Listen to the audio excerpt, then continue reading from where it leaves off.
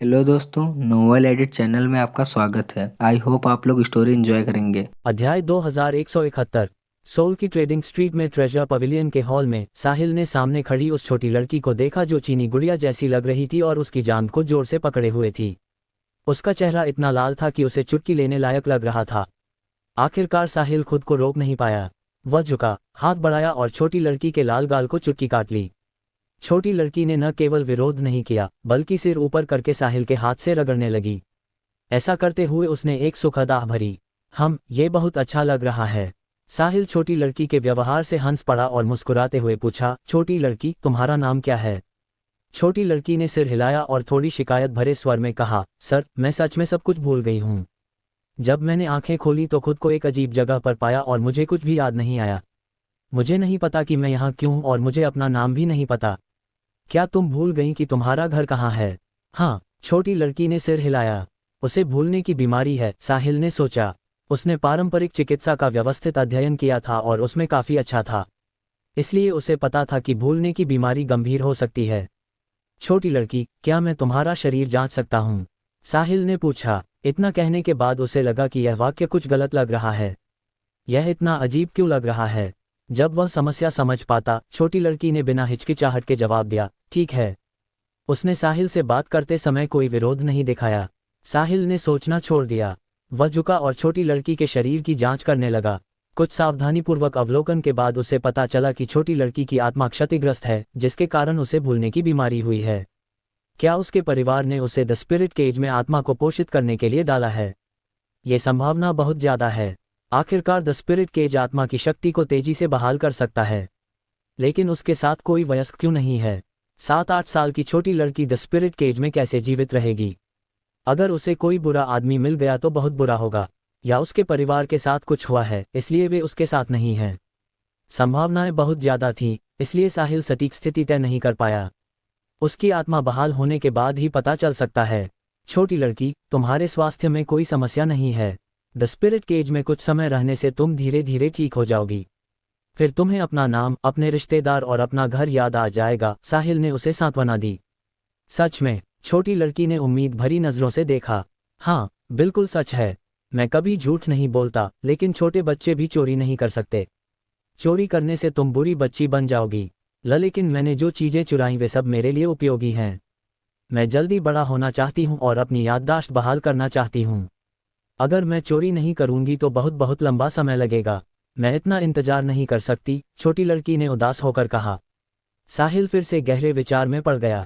चोरी करने वाली ये खजाने छोटी लड़की की प्रवृत्ति के कारण थे, क्योंकि उन्हें खाने से उसकी आत्मा की शक्ति तेजी से बहाल हो सकती थी। अचानक उसके मन में एक विचार आया, क्यों ना मैं छोटी लड़की को अपने साथ रख लूं। मैं द स्पिरिट केज में तरह तरह के खजाने खरीद कर पैसा खर्च कर सकता हूं ताकि वह उन्हें खाकर अपनी आत्मा की शक्ति बहाल कर सके। मुझे वे चाहिए भी नहीं। मुझे बस लेन देन पूरा होने और लैविश पॉइंट्स खाते में आने की खुशी है। खरीदी गई चीजें किसे देनी है, इससे कोई फर्क नहीं पड़ता। अध्याय 2172। साहिल ने सामने खड़ी प्यारी छोटी लड़की को देखा। उसे डर था कि अगर उसने छोटी लड़की को छोड़ दिया और उसे अकेले छोड़ दिया तो वह खुद का पालन पोषण कैसे करेगी। अगर वे कभी मिलते ही नहीं तो ठीक था, लेकिन अब मिल गए हैं तो ये किस्मत है। इसके अलावा इतनी छोटी और प्यारी लड़की अगर किसी बुरे आदमी या विकृत व्यक्ति से मिल गई तो क्या होगा।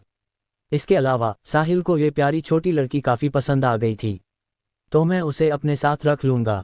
उसके साथ रहने से छोटी लड़की का भी बहुत समय बचेगा, क्योंकि उसे द स्पिरिट केज में कम से कम खरबों, यहाँ तक कि अरबों $डॉलर्स खर्च करने थे। इतने पैसे से वह बहुत सारे खजाने खरीद सकता था ताकि छोटी लड़की अपनी आत्मा की शक्ति बहाल कर सके। फैसला करने के बाद साहिल ने गंभीर चेहरे से उपदेश दिया, तुम चाहे जो हो, चोरी नहीं कर सकती। ये सिद्धांत की बात है।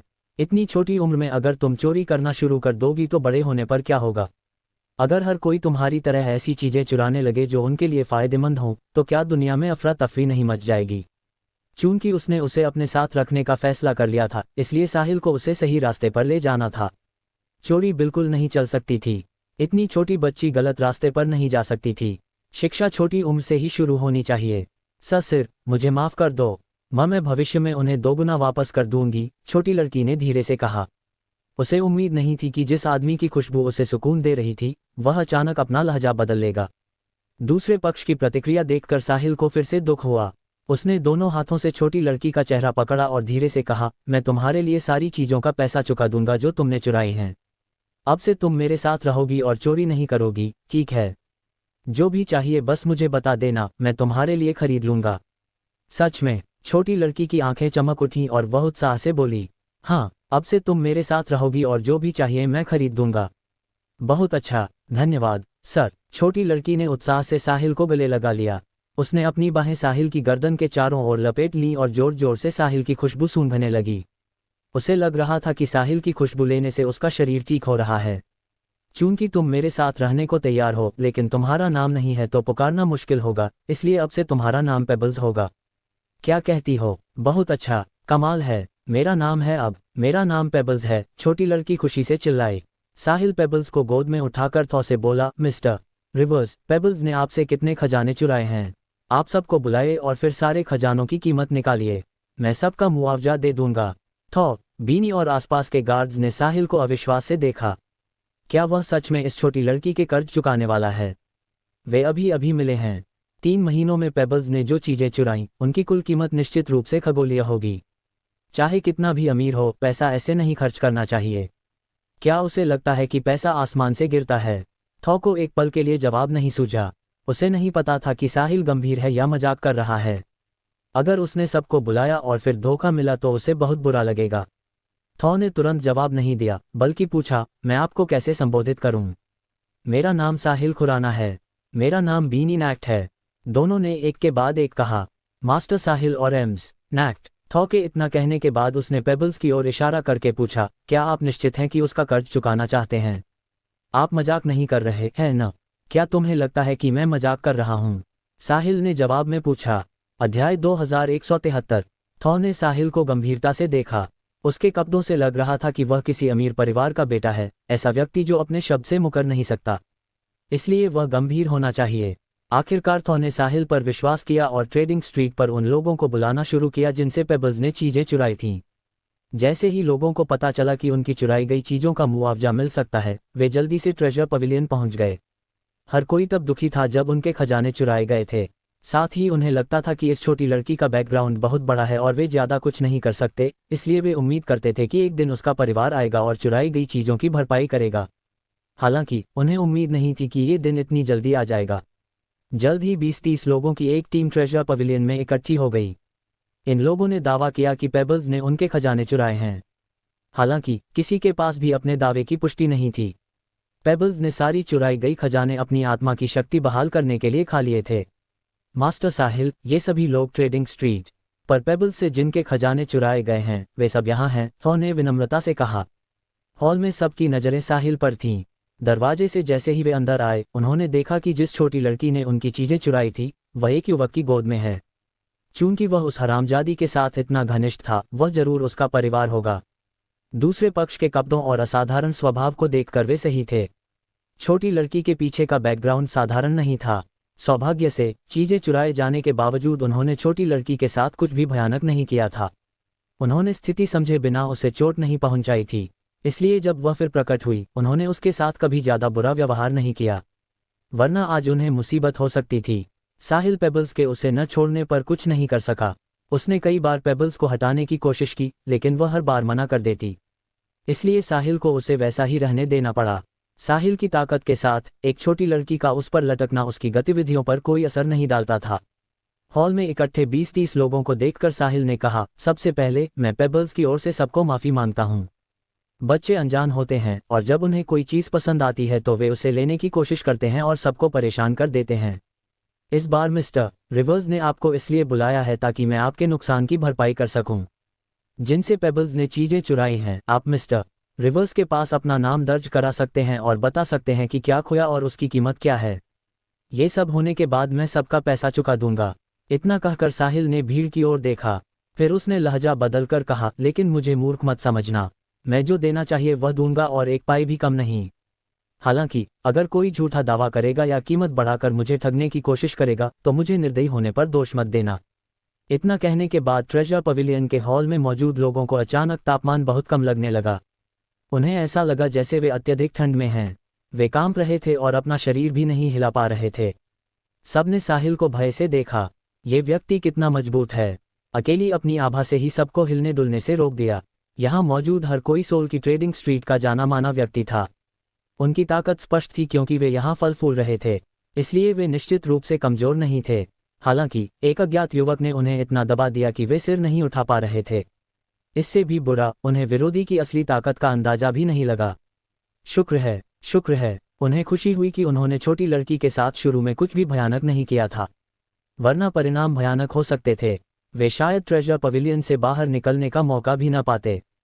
साहिल आमतौर पर बातचीत से पहले हिंसा का रास्ता अपनाता था। उसका पैसा पेड़ों से नहीं गिरता था, यह उससे कहीं ज्यादा आसानी से आता था। मुख्य रूप से सिस्टम के नियमों के अनुसार अगर वह पैसा खर्च करता है और चीजें नहीं मिलती तो ये लेन देन नहीं माना जाता। अधिकतम यह एक उपहार था और उसे इसके लिए कोई लाविश पॉइंट्स नहीं मिलते। अगर लाविश पॉइंट्स नहीं मिलते तो वह मूर्खों की तरह पैसा खर्च नहीं करना चाहता था। अध्याय 2174। यही कारण था कि उसने आखिरी वाक्य कहा। अगर उसे लाविश पॉइंट्स मिलते तो वह चाहता कि ये लोग जितनी ज्यादा कीमत बता सकें उतनी बताएं। दुर्भाग्य से ऐसा नहीं था, इसलिए वह सामान्य तरीके से कर रहा था। आखिरकार उसे अपना पैसा लाविश पॉइंट से बदलना था। वह तब तक रुकेगा जब तक उचित हो। अपनी धमकी देने के बाद हॉल सामान्य हो गया। चिंता मत कीजिए मास्टर साहिल, चिंता मत कीजिए, हम सब व्यापारी हैं और व्यापार में ईमानदारी सबसे महत्वपूर्ण है। अगर हमारे पास ये बुनियादी सिद्धांत भी नहीं है तो हम इस दायरे में कैसे टिक सकते हैं, है ना? इसलिए आप निश्चिंत रहें कि हम सब सच्चाई से बोलेंगे और कभी झूठी रिपोर्ट नहीं करेंगे। थॉ ने जल्दी से वादा किया। उसे भी उम्मीद नहीं थी कि साहिल इतनी छोटी उम्र में इतना शक्तिशाली होगा, इसलिए उसने जल्दी से अपना रवैया जाहिर किया और साथ ही साहिल पर गहरी छाप छोड़ने की कोशिश की जो भविष्य में उसके लिए फायदेमंद होगी। मिस्टर रिवर्स सही कह रहे हैं, चिंता मत कीजिए मास्टर साहिल, हम सच्चाई से बोलेंगे और इसे गंभीरता से लेंगे। किसी ने समर्थन किया, बाकी लोगों ने भी अपना समर्थन जताया। उन्होंने साहिल को आश्वासन दिया कि वे वास्तविक स्थिति के अनुसार रिपोर्ट करेंगे और उसका फायदा नहीं उठाएंगे। साहिल ने सिर हिलाया और कहा, मिस्टर रिवर्स, पहले से ही धन्यवाद, आपका स्वागत है। मास्टर साहिल की सेवा करना मेरे लिए सम्मान की बात है, थॉ ने मुस्कुराते हुए चापलूसी की। हॉल में बाकी लोगों ने थॉ को ईर्ष्या से देखा। इस शक्तिशाली युवक के साथ अच्छा रिश्ता बनाने के बहुत फायदे थे और कोई नुकसान नहीं। दुख की बात थी कि वे फायदा नहीं उठा पाए जबकि थॉ ने सारा फायदा उठा लिया। अगला कदम आसान था। हॉल में मौजूद लोगों ने एक एक करके थॉ के पास लाइन लगाई और अपनी खोई हुई चीजें दर्ज कराईं। एक बार रजिस्ट्रेशन पूरा होने के बाद सभी ने हर खजाने की कीमत का अनुमान लगाना शुरू किया। साहिल की इस पर ज्यादा शर्तें नहीं थीं, उसे सामान्य दायरे में ठीक लगेगा। साहिल की शक्तिशाली ताकत का अनुभव करने के बाद किसी की हिम्मत नहीं हुई कि वह छेड़छाड़ करे और वे सबसे कम कीमत के अनुसार मूल्यांकन करेंगे। पूरे प्रक्रिया के दौरान साहिल और बीनी बैठकर चाय पीते रहे। इस बीच पेबल्स अपनी बाहें साहिल की गर्दन के चारों ओर लपेटे हुए उस पर लटकी रही। वह सच में साहिल की खुशबू से बहुत प्यार करती थी। उसे लगता था कि हर सांस उसके शरीर के लिए बहुत फायदेमंद है। बीनी बार बार आंख के कोने से साहिल को देख रही थी। यह युवक उसके लिए दिन ब दिन और भी अथाह होता जा रहा था। वह अभी अभी उस बच्ची से मिला है, फिर भी वह उसके कर्ज चुकाने के लिए बहुत सारा पैसा खर्च करने को तैयार है।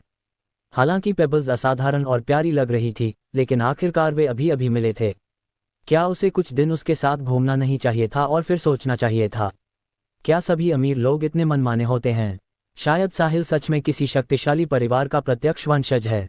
पैसा सच में खुशी खरीद सकता है। जितना खर्च करे उतना ही खुश रहे, इससे कोई फर्क नहीं पड़ता। हॉल में 20-30 लोग थे।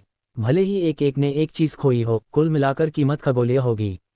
इसके अलावा बहुत से लोगों ने एक से ज्यादा चीजें खोई थीं। कर्ज चुकाने में कितना लगेगा? कम से कम कई 100 अरब। अगर उनमें कुछ 20 क्रिस्टल वाले खजाने होंगे तो ये खरबों तक पहुंच सकता है। अभी अभी साहिल ने बीनी से 20 क्रिस्टल 100 अरब डॉलर्स में खरीदा था।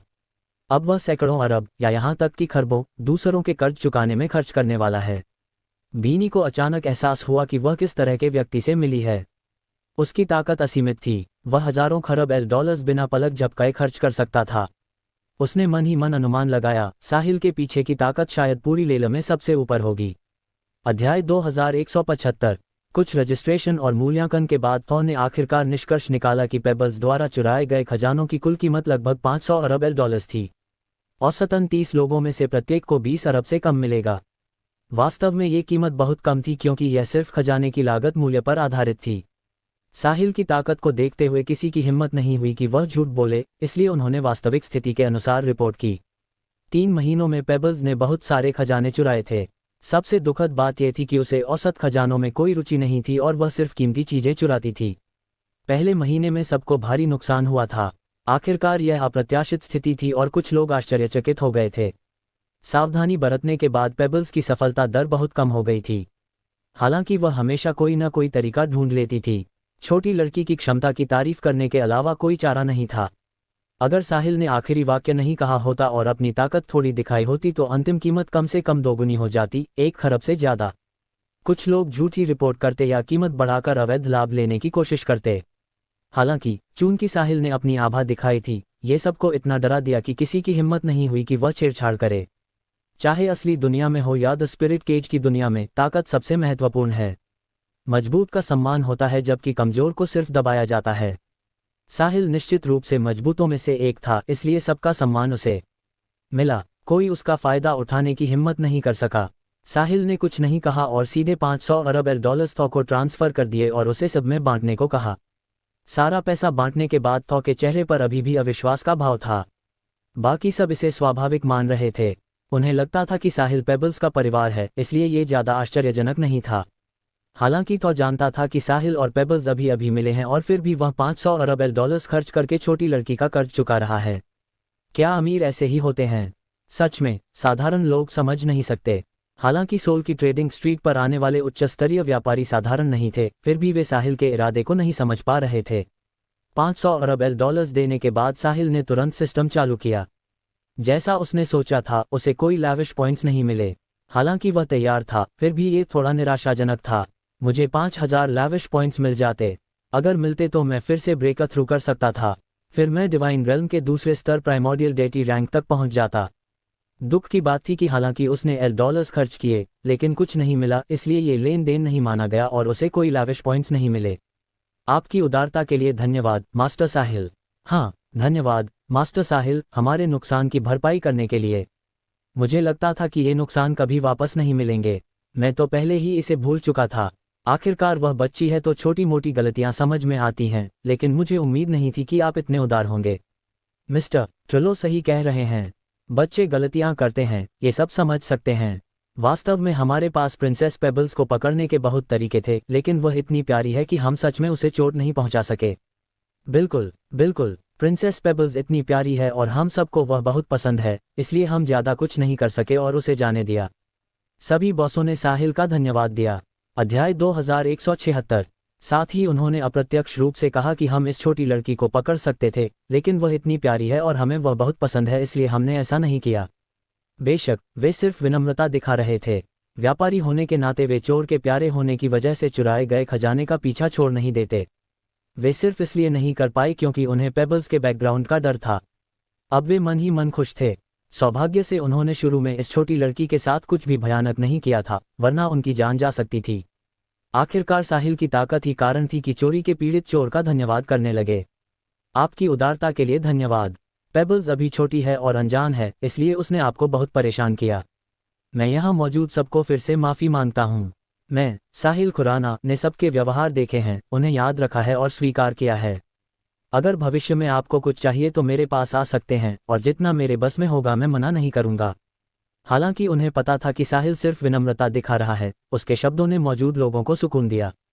जैसा कि अपेक्षित था एक शक्तिशाली व्यक्ति से, वह जन्म से असाधारण था और उसकी ताकत बहुत मजबूत थी, लेकिन वह बिल्कुल घमंडी नहीं था। न ही उसने अपनी ताकत से किसी पर दबाव डाला। अगर साहिल पैसा नहीं चुकाता तो वे उसके खिलाफ कुछ नहीं कर सकते थे। साहिल की ताकत स्पष्ट थी, तो वे क्या कर सकते थे? क्या वे साहिल से परेशानी मोल लेने की हिम्मत करते? दिल ही दिल में कुछ गालियां देने के अलावा वे कुछ नहीं कर सकते थे। उन्हें दिखाने की भी हिम्मत नहीं थी। मास्टर साहिल, आप बहुत दयालु हैं। ये हमारा सौभाग्य है कि प्रिंसेस पेबल्स ने हमारी चीजें चुनी, है न? बिल्कुल, ट्रेडिंग स्ट्रीट पर इतने सारे व्यापारी हैं। उसने दूसरों से क्यों नहीं चुराया बल्कि हमसे। मुझे लगता है प्रिंसेस पेबल्स को हम बहुत पसंद हैं। प्रिंसेस पेबल्स की आंखें इतनी अच्छी हैं कि वह सिर्फ अच्छी चीजें लेती है। हाँ, माहौल बहुत सामंजस्यपूर्ण था। कुछ विनम्र बातों के बाद सभी ने विदा ली और चले गए। हालांकि उन्होंने कोई मुनाफा नहीं कमाया, फिर भी अपने नुकसान की भरपाई हो जाना काफी अच्छा था। इस तरह पेबल्स का मामला निपट गया। अब बीनी की बारी थी। उसने अभी तक सिल्वर फ्लड ड्रैगन का शव नहीं बेचा था। ट्रेजर पवेलियन आने का उद्देश्य सिल्वर फ्लड ड्रैगन बेचना था। हालांकि उन्हें उम्मीद नहीं थी कि पेबल्स से टकराव होगा और देरी हो जाएगी। एम्स, नैक्ट, मेरा काम खत्म हो गया। क्या आप मिस्टर रिवर्स के साथ सौदा नहीं करना चाहती? साहिल ने बीनी की ओर देखा। साहिल के इतना कहने के बाद बीनी ने थॉ से कहा, मिस्टर रिवर्स, इस बार मेरे पास बेचने के लिए कुछ है। क्या बेचना चाहती हैं? ट्रेडिंग स्ट्रीट पर मेरी प्रतिष्ठा सब जानते हैं और मैं आपको निश्चित रूप से उचित कीमत दूंगा। आप नुकसान में नहीं रहेंगी। थॉ ने सीने पर हाथ रखकर वादा किया। उसे भी पता चल गया था कि दोनों एक टीम में नहीं हैं। वरना साहिल के अभी अभी के प्रदर्शन को देखते हुए अगर वह 500 अरब डॉलर्स दूसरों के कर्ज चुकाने में खर्च कर सकता है तो क्या उसे कुछ बेचने की जरूरत होगी?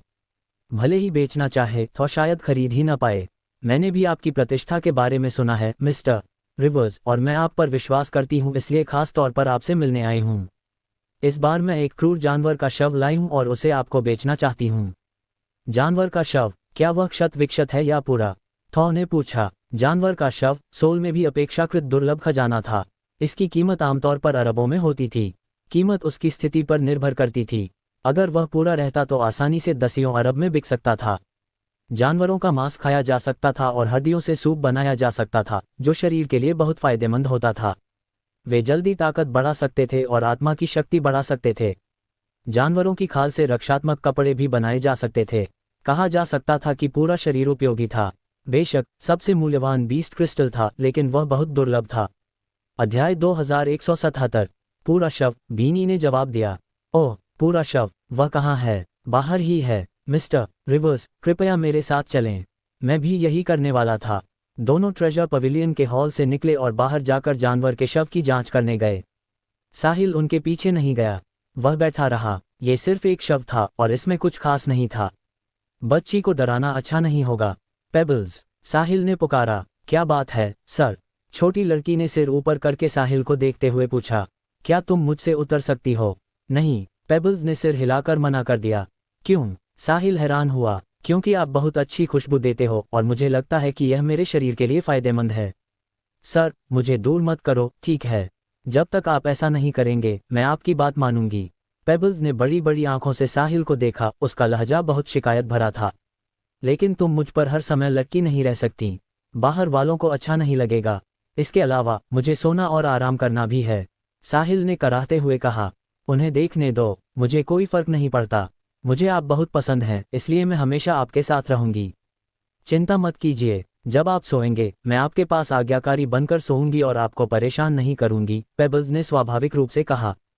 पेबल्स, हम साथ नहीं सो सकते, साहिल ने कुछ सोचकर कहा। क्यों? पेबल्स भ्रमित दिखी। क्योंकि पुरुष और महिला का शारीरिक संपर्क अनुचित है। पेबल्स, तुम बड़े होने पर दूसरे लड़कों को पसंद करोगी। अगर जिस लड़के को तुम पसंद करोगी उसे पता चला कि तुम छोटी थी तब मेरे साथ सोई थी, तो वह दुखी हो जाएगा। वह नहीं होगा। चिंता मत कीजिए, मैं किसी अन्य लड़के को पसंद नहीं करूंगी और सिर्फ आपको पसंद करूंगी। छोटी लड़की ने दृढ़ नजरों से कहा। साहिल को एक पल के लिए कुछ कहने का तरीका नहीं सूझा। सौभाग्य से वह द स्पिरिट केज में था। अगर वह असली दुनिया में होता तो सीलिया और अन्य लोगों को कैसे समझाता? ओह पेबल्स, तुम अभी छोटी हो। बड़े होने पर तुम ऐसा नहीं सोचोगी, और अगर तुम्हें पछतावा हुआ तो बहुत देर हो जाएगी। मुझे पछतावा नहीं होगा। छोटी लड़की ने इतना कहकर फिर से साहिल की गर्दन को गले लगाया, सिर उसके कंधे पर रखा और लालच से साहिल की खुशबू सूंघने लगी। बीनी और थॉर जल्द ही वापस आए। सिल्वर फ्लड ड्रैगन का शव पूरा था, इसलिए ज्यादा जांचने की जरूरत नहीं थी। दोनों के बैठते ही थॉर रुक नहीं सका और पूछने लगा, एम्स, नैक्ट, इस सिल्वर फ्लड ड्रैगन का शव काफी अच्छी तरह संरक्षित है और घातक चोट ज्यादा स्पष्ट नहीं है। स्पष्ट है कि जिसने सिल्वर फ्लड ड्रैगन को मारा वह बहुत शक्तिशाली था और उसे प्रतिक्रिया करने का समय नहीं दिया। मुझे आश्चर्य है, आपने इसे कहाँ से प्राप्त किया? इतना कहकर उसने साइड में बैठे साहिल की ओर देखा। उसे लगा कि साहिल ही वह व्यक्ति है जिसने सिल्वर फ्लड ड्रैगन को मारा था। मिस्टर रिवर्स, मैंने ये सिल्वर फ्लड ड्रैगन किसी और से खरीदा है। विक्रेता के अनुसार उसे 2 जानवरों की लड़ाई मिली और उसने उस लड़ाई से फायदा उठाया, बीनी ने जवाब दिया। वह जरूर झूठ बोल रहा है। एक ही स्तर के 2 जानवरों की लड़ाई से इतना पूरा शव मिलना असंभव है। अगर सिल्वर फ्लड ड्रैगन कमजोर होता तो वह खाना बन जाता और उस व्यक्ति को फायदा उठाने का मौका नहीं मिलता। इसके अलावा इस सिल्वर फ्लड ड्रैगन के सिर पर एक इंसान का स्पष्ट हथेली का निशान है और यही घातक चोट थी। थॉ ने अपनी राय जाहिर की। हम भी इसे असंभावित मानते हैं, लेकिन उसने ऐसा ही कहा। सटीक स्थिति अब सिर्फ शामिल व्यक्ति ही जानता होगा। मैं समझ गया। अगर मैं गलत नहीं हूं तो सिल्वर फ्लड ड्रैगन ने क्रिस्टल बनाया होगा और उसे निकाल लिया गया है न? थॉ ने एक और सवाल पूछा। मिस्टर रिवर्स, आपकी आंखें बहुत तेज हैं। सिल्वर फ्लड ड्रैगन में सच में क्रिस्टल था, लेकिन मैंने उसे निकाल लिया, बीनी ने ईमानदारी से जवाब दिया। वह अब कहाँ है? क्या आप उसे भी बेच रही हैं? मैं उसके लिए ऊंची कीमत देने को तैयार हूँ। थॉ ने पूछना जारी रखा। बीस्ट क्रिस्टल बहुत अच्छी चीज थी। यह न केवल अमूल्य थी, बल्कि मिलना भी बहुत मुश्किल था। अध्याय 2178। ये लगभग हमेशा सोल में प्रीमियम पर बिकती थी। क्षमा करें मिस्टर रिवर्स, मैंने बीस्ट क्रिस्टल पहले ही बेच दिया है। अब शव की कीमत पर बात करते हैं। थॉ की आंखों में निराशा का भाव आया। हालांकि वह बहुत जल्दी सामान्य हो गया और बीनी के साथ सिल्वर फ्लड ड्रैगन की कीमत पर बातचीत शुरू कर दी। जब बीनी ने क्रोसिटी में सिल्वर फ्लड ड्रैगन खरीदा था तो उसने 19.8 अरब डॉलर्स खर्च किए थे। हालांकि उसने गंभीर प्रीमियम पर खरीदा था ताकि शव में बीस्ट क्रिस्टल होने पर दांव लगा सके। इसके अलावा शे फैमिली ने परेशानी पैदा करने की कोशिश की थी, जिससे कीमत बढ़ गई थी। वास्तव में सिल्वर फ्लड ड्रैगन इतने पैसे का नहीं था। सौभाग्य से उसने सही फैसला किया। बीस्ट क्रिस्टल अकेला ही 100 अरब डॉलर्स में बिका। शव आखिरकार कितने में बिके इससे कोई फर्क नहीं पड़ता, बीनी ने इस बार बहुत पैसा कमा लिया था।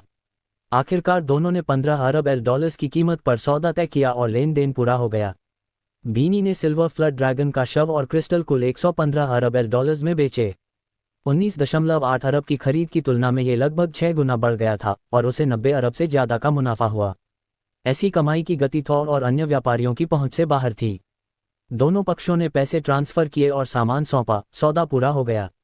पेबल्स के मामले के बाद साहिल का मन अब खरीदारी जारी रखने का नहीं था, इसलिए वह और बीनी ट्रेजर पवेलियन से निकल गए और अगली बार खरीदारी करने का फैसला किया। उसकी असली दुनिया में ताकत पार्शियल प्राइमोर्डियल डेटी रैंक तक पहुंच चुकी थी, इसलिए उसे ज़्यादा जल्दबाजी करने की ज़रूरत नहीं थी। उसके पास खर्च करने के लिए बहुत समय था। सराय वापस लौटने के बाद साहिल और बीनी अलग हुए और अपने अपने कमरों में चले गए। रास्ते में पेबल्स साहिल से लिपटी रही और छोड़ने को तैयार नहीं थी। कमरे में साहिल बैठ गया, बीस्ट क्रिस्टल निकाला और पेबल्स के सामने हिलाया। ये तुरंत पेबल्स का ध्यान खींच गया। छोटी लड़की ने चमकती आंखों से साहिल के हाथ में बीस्ट क्रिस्टल को देखा। उसे पता था कि यह उसके लिए बहुत उपयोगी है। जब वह हाथ बढ़ाकर लेने वाली थी तो उसके छोटे हाथ अचानक बीच में रुक गए। उसे साहिल के शब्द याद आ गए। उसे मालिक की सहमति चाहिए थी, वरना वह बुरी लड़की बन जाती। क्या तुम इसे चाहती हो? साहिल ने पूछा। हाँ, छोटी लड़की ने बार बार सिर हिलाया। तो लेती क्यों नहीं? आपने कहा था कि चीज़ लेने से पहले मालिक की सहमति चाहिए। अगर आप मुझे नहीं देंगे तो मैं नहीं ले सकती, छोटी लड़की ने दुविधा भरे भाव से कहा। साहिल को उसकी चाहत लेकिन न ले पाने की स्थिति देखकर हंसी आई। हालांकि साथ ही उसे दुख भी हुआ। तुम बहुत अच्छी लड़की हो पेबल्स। मैंने इसे तुम्हारे लिए निकाला है, इसलिए मुझे सहमति है। तुम इसे ले सकती हो। साहिल ने दूसरा हाथ बढ़ाकर छोटी लड़की का सिर सहलाया और लाड़ से कहा। सच में? बिल्कुल, धन्यवाद। पेबल्स ने इतना कहकर हाथ बढ़ाया। फिर उसने साहिल के हाथ से बीस्ट क्रिस्टल लिया, मुंह में डाला और खा लिया। पूरी प्रक्रिया इतनी तेज थी कि साहिल स्तब्ध रह गया। क्या बीस्ट क्रिस्टल सीधे खाया जा सकता है? क्या नहीं कहा जाता कि इसमें जानवरों के जीन होते हैं और इसे सीधे खाना शरीर के लिए हानिकारक है, इसलिए इसे रिफाइन करके एलिक्सिर बनाना पड़ता है। अगर उसने इसे ऐसे ही खा लिया तो क्या उसके शरीर को नुकसान होगा? अध्याय 2179। पेबल्स ने सिल्वर फ्लड ड्रैगन का बीस्ट क्रिस्टल खाने के बाद अपना प्यारा छोटा चेहरा सिकोड़ लिया। वह ऐसा लग रहा था जैसे उसे तकलीफ हो रही हो। साहिल चौंक गया। क्या उसे दर्द हो रहा है? उसे बहुत अफसोस हुआ। उसने सोचा था कि चून की छोटी लड़की ने इतनी सारी चीजें चुराई हैं, इसलिए उसे बीस्ट क्रिस्टल जैसे खजाने की जरूरत होगी। किसे पता था कि वह इसे सीधे खा लेगी। अब क्या करना चाहिए? पेबल्स का क्या तुम ठीक हो? साहिल ने घबराकर पूछा। हालांकि वह पारंपरिक चिकित्सा में अच्छा था, लेकिन ये पहली बार था जब उसने बीस्ट क्रिस्टल देखा था, इसलिए उसे नहीं पता था कि पेबल्स ने ये चीज़ खा ली तो क्या करना चाहिए। सर, मैं ठीक हूँ, बस आपने जो खाना दिया वह बहुत खराब था, पेबल्स ने शिकायत की और सामान्य हो गई। खराब? तुम्हें बीमार नहीं लग रहा? नहीं, मुझे ठीक लग रहा है। इसे खाने के बाद मुझे लगता है कि मेरा शरीर बहुत ठीक हो गया है, लेकिन ये बहुत खराब था। यह मेरे द्वारा चुराई गई चीज़ों से भी ज़्यादा खराब था, लेकिन जब तक यह मेरे शरीर के लिए अच्छा है, मैं इसे कितना भी खराब क्यों न हो खा लूंगी। छोटी लड़की ने दृढ़ भाव से कहा। ओह! साहिल कुछ देर के लिए बिना बोले रह गया। फिर उसने छोटी लड़की की सावधानी से जांच की। ये सुनिश्चित करने के बाद कि छोटी लड़की सच में ठीक है, वह राहत की सांस ले सका। पेबल्स, क्या तुमने जो भी चुराया था सब खा लिया? हाँ, मैंने सब खा लिया। पेबल्स ने सिर हिलाया। किसने तुम्हें ऐसा करना सिखाया? मुझे नहीं पता, मुझे बस लगा कि मुझे उन्हें खाना चाहिए, इसलिए मैंने खा लिया। क्या तुम्हें अस्वस्थ महसूस नहीं होता? नहीं, मुझे अच्छा लगता है, लेकिन वे बहुत अच्छे नहीं लगते। वे काफी घिनौने हैं, पेबल्स ने दुविधा भरे भाव से कहा। साहिल उत्सुक था। छोटी लड़की का शरीर बहुत विशेष था। जैसा कि सब जानते हैं, बीस्ट क्रिस्टल को सीधे नहीं खाया जा सकता, वरना शरीर को बहुत नुकसान होता। इसे रिफाइन करके खाना पड़ता है। ये जल्दी ताकत बढ़ा सकता है, यानी माइंड पावर बढ़ा सकता है। हालांकि पेबल्स ने इसे खाने के बाद वह ठीक थी और उसे अच्छा भी लग रहा था। कितना अजीब। साथ ही साहिल ने आह भरी। 100 अरब डॉलर्स एक ही घूंट में खत्म हो गए। इसके अलावा पहले चुकाए गए कर्ज सहित इस छोटी लड़की ने कुल 600 अरब डॉलर्स की चीजें खा लीं, और ये तब जब उसे चोरी करनी पड़ी। अगर आपूर्ति पर्याप्त होती तो वह आसानी से 6 खरब डॉलर्स की चीजें खा सकती थी।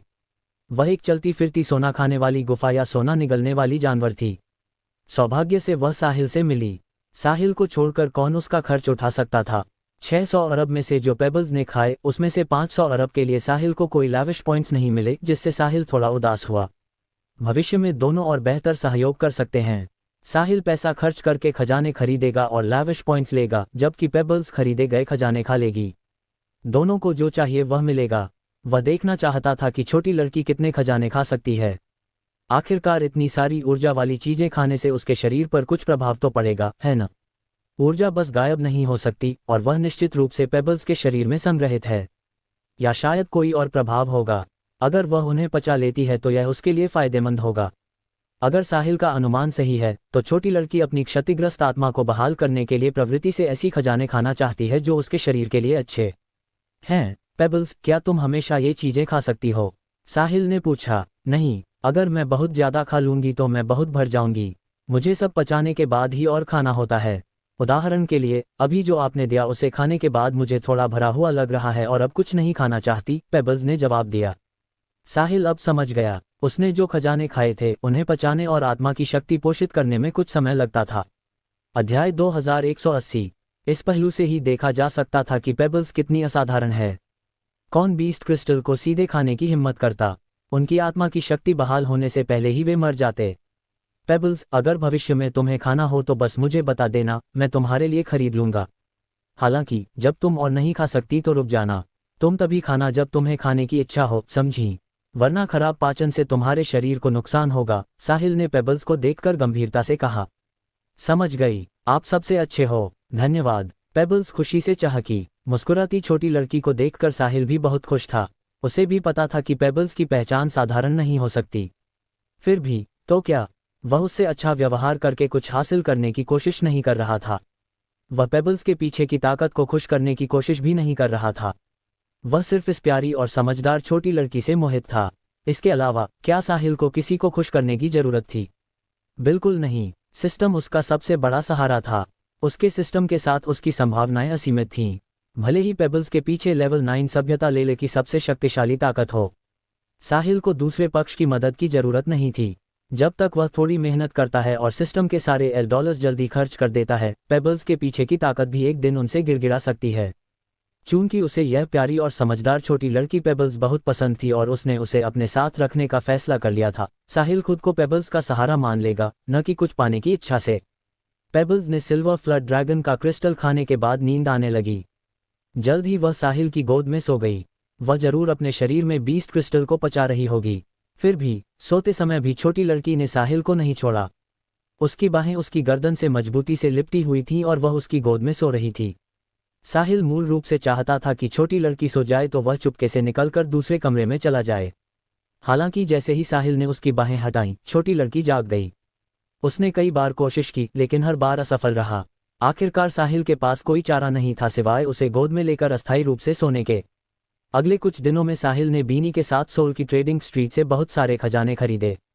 लैविश पॉइंट्स प्राप्त करते हुए वह छोटी लड़की के लिए राशन भी तैयार कर रहा था। पेबल्स को सैकड़ों अरब का बीस्ट क्रिस्टल पचाने में सिर्फ 2 दिन लगे। अब वह फिर से खाना मांगने लगी, इसलिए हमेशा कुछ खाना तैयार रखना अच्छा होगा। जब साहिल द स्पिरिट केज में खरीदारी के उन्माद में पैसा खर्च कर रहा था, ब्रह्मांड की गहराई में एक नीली रोशनी लेवल 9 सभ्यता लेले के एक छोटे कोने पर पहुंची। ये फेदर फैमिली का प्रभाव क्षेत्र था। हालांकि फेदर फैमिली लेलर में शीर्ष ताकत नहीं थी, उसकी ताकत कमजोर नहीं थी, इसलिए वे कम से कम ऊपरी मध्यम वर्ग में थे। उनके नियंत्रण वाला क्षेत्र बहुत बड़ा था और वे दर्जनों आकाशगंगाओं पर शासन करते थे। जो नीली रोशनी अभी प्रकट हुई थी, उसे तुरंत एक रहस्यमय बल ने पकड़ लिया और वह गायब हो गई। एक विलासितापूर्ण कमरे में एक मध्यवयस्क आदमी आंखें बंद करके कई नुकीले कान वाली सुंदरियों की विशेष सेवा का आनंद ले रहा था। नुकीले कान वाली सुंदरियां मनमोहक थीं। उनके नुकीले कानों को छोड़कर वे मनुष्यों से लगभग अलग नहीं थीं। हालांकि वे मानव महिलाओं से कहीं ज्यादा सुंदर थीं। उनमें से कोई भी सबसे सुंदर मानव महिला के बराबर थी। वे एल्व्स थीं, ब्रह्मांड की कई नस्लों में से एक। एल्व्स लेवल 9 सभ्यता लेलर में बहुत प्रसिद्ध नस्ल थी। एल्फ महिलाएं बहुत सुंदर होती थीं और उनके पास दूसरों की सेवा करने का बहुत अनोखा तरीका होता था। रोबोशस जैसे बिना शरीर वाली नस्लों को छोड़कर अन्य नस्लों के सभी पुरुष एल्व्स से बहुत प्यार करते थे। अध्याय 2181। एल्व्स में उत्कृष्ट प्रतिभा नहीं थी। वे ब्रह्मांड की अपेक्षाकृत पिछड़ी नस्लों में से एक मानी जाती थीं। वे सिर्फ इसलिए लेलर में टिक पाईं और कई नस्लों से बेहतर जीवन जी पाईं क्योंकि वे मनुष्यों और अन्य नस्लों में बहुत लोकप्रिय थीं। वे पुरुषों के मनोविज्ञान का अध्ययन करना जानती थीं और सत्ता में बैठे लोगों को खुश करना जानती थीं। इसलिए वे अक्सर अच्छी तरह प्रशिक्षित एल्फ महिलाओं को लेले की शक्तिशाली या प्रभावशाली ताकतों के पास भेजती थीं। इस कारण एल्व्स और लेले की प्रमुख नस्लों तथा ताकतों के बीच संबंध काफी अच्छे थे। ये स्टार किंगडम के इरिडेसेंट सेक्ट द्वारा अपनी उत्कृष्ट शिष्यों को प्रमुख ताकतों में विवाह के लिए भेजने जैसा ही था। हालांकि इरिडेसेंट सेक्ट स्टार किंगडम में बहुत मजबूत थी और वे दूसरे स्तर की ताकतों में से एक थीं।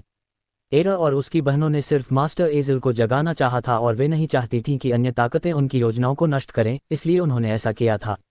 दूसरी ओर एल्व्स का सब कुछ जीवित रहने के लिए था। दोनों में अभी भी कुछ अंतर था, इसलिए इस पहलू पर उनका अध्ययन ज्यादा गहरा और व्यापक था। एल्व्स के पास एक विशाल संस्थान था जो विशेष रूप से कबीले की महिलाओं को प्रशिक्षित करके शक्तिशाली नस्लों के पास भेजता था। लेलर में जो लोग सुंदर एल्व्स की सेवा का आनंद ले सकते थे वे सभी प्रमुख व्यक्ति थे। हर कोई कई सुंदर एल्फ नौकरानियों को रखने पर गर्व करता था। एल्डोलस के अलावा एल्फ महिलाएं लेलर के उच्च वर्ग में एक और मुद्रा बन गई थीं। कुछ ताकतों को खजाने की जरूरत नहीं होती थी, लेकिन सबको एल्फ महिलाएं बहुत पसंद थीं। जब प्रमुख ताकतें अपने लोगों को योग्यता के लिए पुरस्कृत करती थीं तो पहली पसंद निश्चित रूप से एल्फ महिलाएं होती थीं। बेशक महिलाएं अप्रयुक्त होनी चाहिए थीं। एक बार इस्तेमाल होने के बाद वे बेकार हो जाती थीं। लेलर में बेहतर जीवित रहने के लिए एल्व्स ने इस दिशा में बहुत प्रयास किए थे। अन्य नस्लें अपने स्तर तोड़ने और अपनी ताकत बढ़ाने का अध्ययन करती थीं। हालांकि एल्व्स ने सिर्फ पुरुषों की बेहतर सेवा करने और उन्हें ज्यादा आनंद देने का अध्ययन किया था। चूंकि वे कमजोर थीं इसलिए वे ज्यादा अधिकार या ताकत के लिए नहीं लड़ती थीं। इसके अलावा वे सच में सबको आनंद दे सकती थीं, इसलिए एल्व्स बहुत आराम की जिंदगी जीती थीं। कोई ताकत उनके लिए परेशानी नहीं पैदा करती थी, वरना वे पूरी लेलर का दुश्मन बन जाते। यही तरीका था जिससे एल्व्स जीवित रहीं। चूंकि मध्यवयस्क आदमी कई एल्फ महिलाओं की सेवा ले रहा था, इसलिए स्पष्ट था कि उसका दर्जा बहुत ऊंचा था। कम से कम उसने अपनी ताकत के लिए योग्य सेवा की होगी, जिसके बदले उसे एल्फ महिलाएं पुरस्कार में मिली थीं। आनंद ले रहे मध्यवयस्क आदमी ने अचानक अपने मन में एक आवाज सुनी। ब्लू परिवार के प्रत्यक्ष वंशज से खबर आई है जिसने 10 लाख साल पहले अपनी जन्मजात क्षमता जगा ली थी।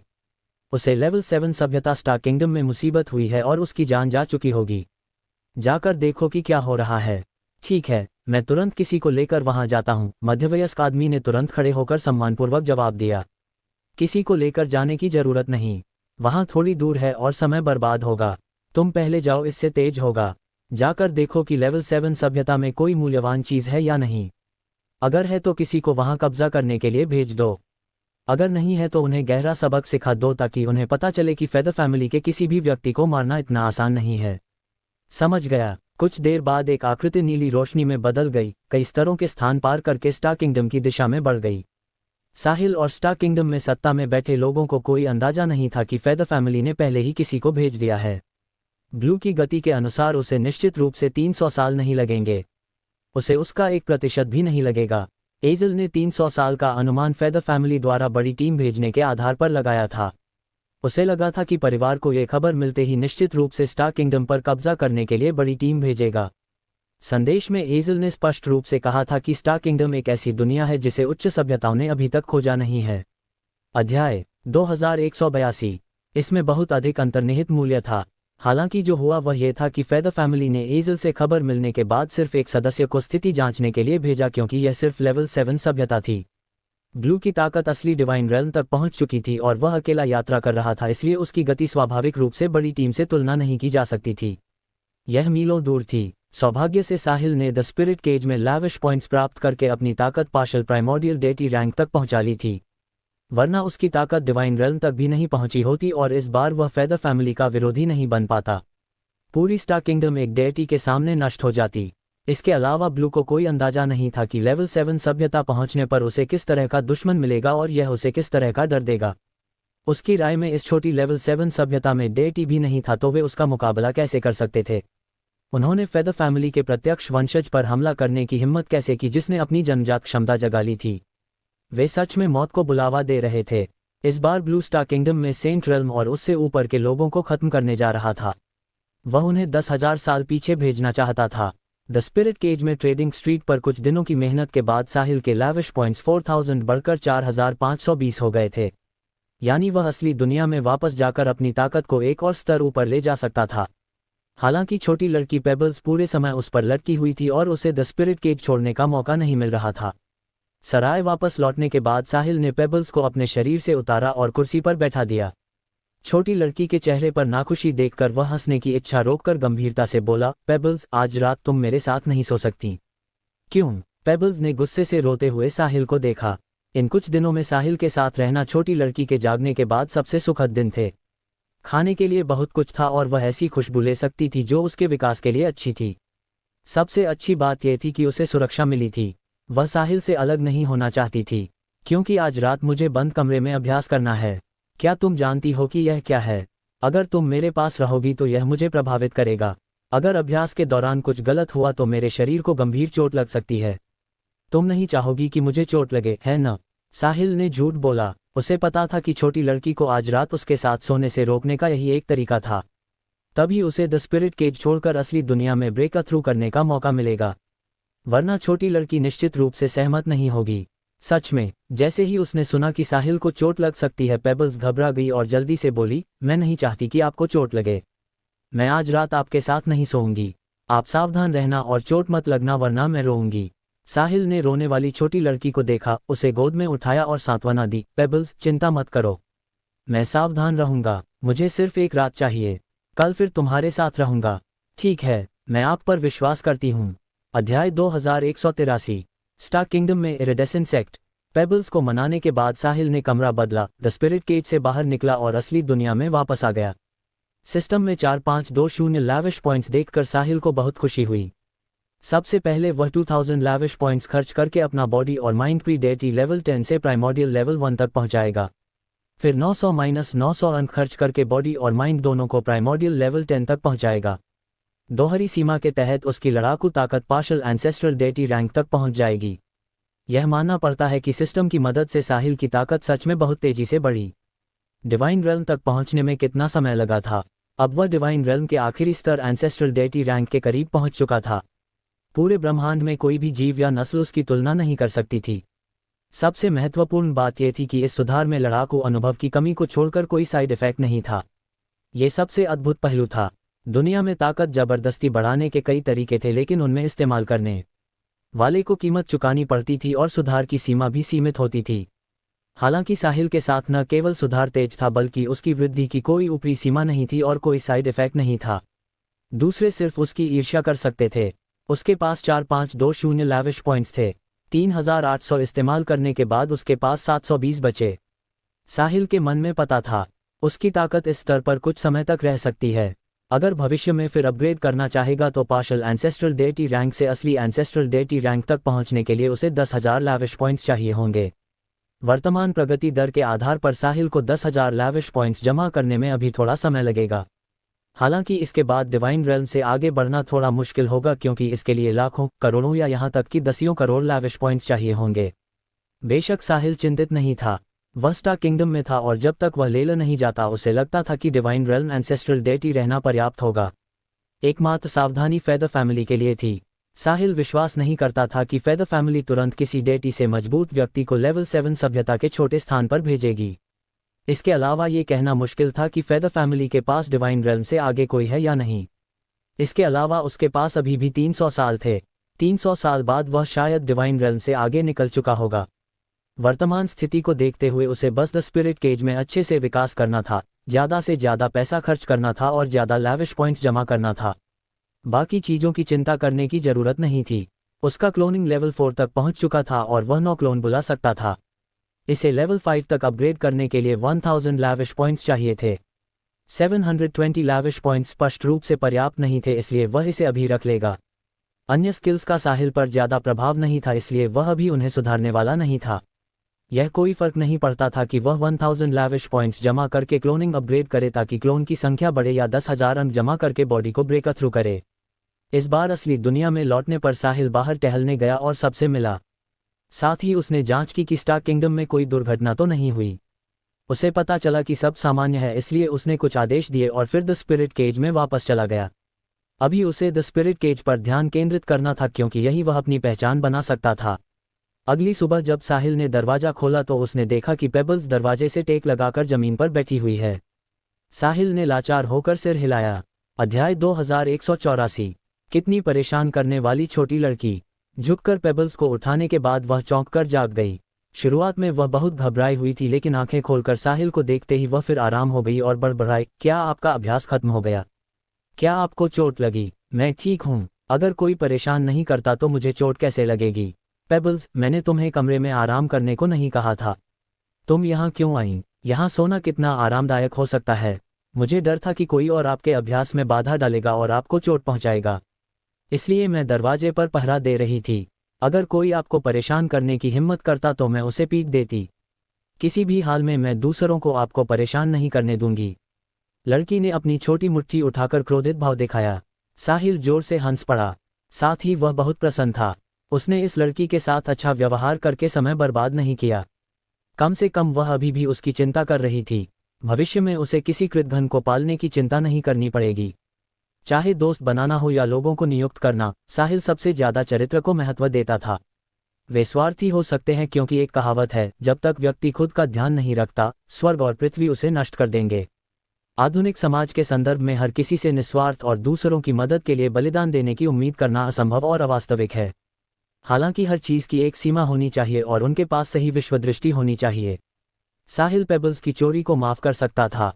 आखिरकार वह छोटी और अनजान थी। जब उसे अपने शरीर के लिए अच्छी चीज दिखती तो वह प्रवृत्ति से उसे अपने लिए लेना चाहती थी।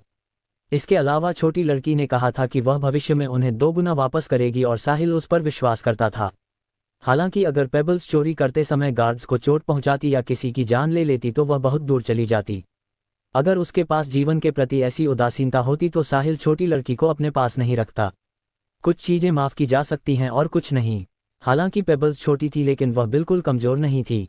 जब छोटी लड़की सो रही थी तो साहिल को उसकी बाहें अपनी गर्दन से हटाने में बहुत मेहनत लगी थी।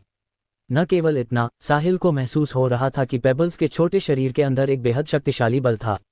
इसलिए अगर वह सच में किसी को चोट पहुंचाना चाहती या मारना चाहती तो वह निश्चित रूप से कर सकती थी। हालांकि छोटी लड़की ने कभी ऐसा नहीं किया। यहाँ तक कि जब उसे पीछा किया गया और फंसाया गया तो वह सिर्फ भागना चाहती थी। भले ही गुस्से वाले बॉसों ने उसे चोट पहुंचाई तो भी उसने जवाबी हमला नहीं किया। इन्हीं कारणों से साहिल ने उसे गोद लेने का फैसला किया और उसे अपने पास रखकर अच्छी शिक्षा दी ताकि वह गलत रास्ते पर न जाए। धन्यवाद पेबल्स, तुम बहुत अच्छी लड़की हो। लेकिन अगर भविष्य में मुझे फिर बंद कमरे में जाना पड़े तो तुम कमरे में आराम कर सकती हो। तुम्हें यहाँ रहने की जरूरत नहीं है।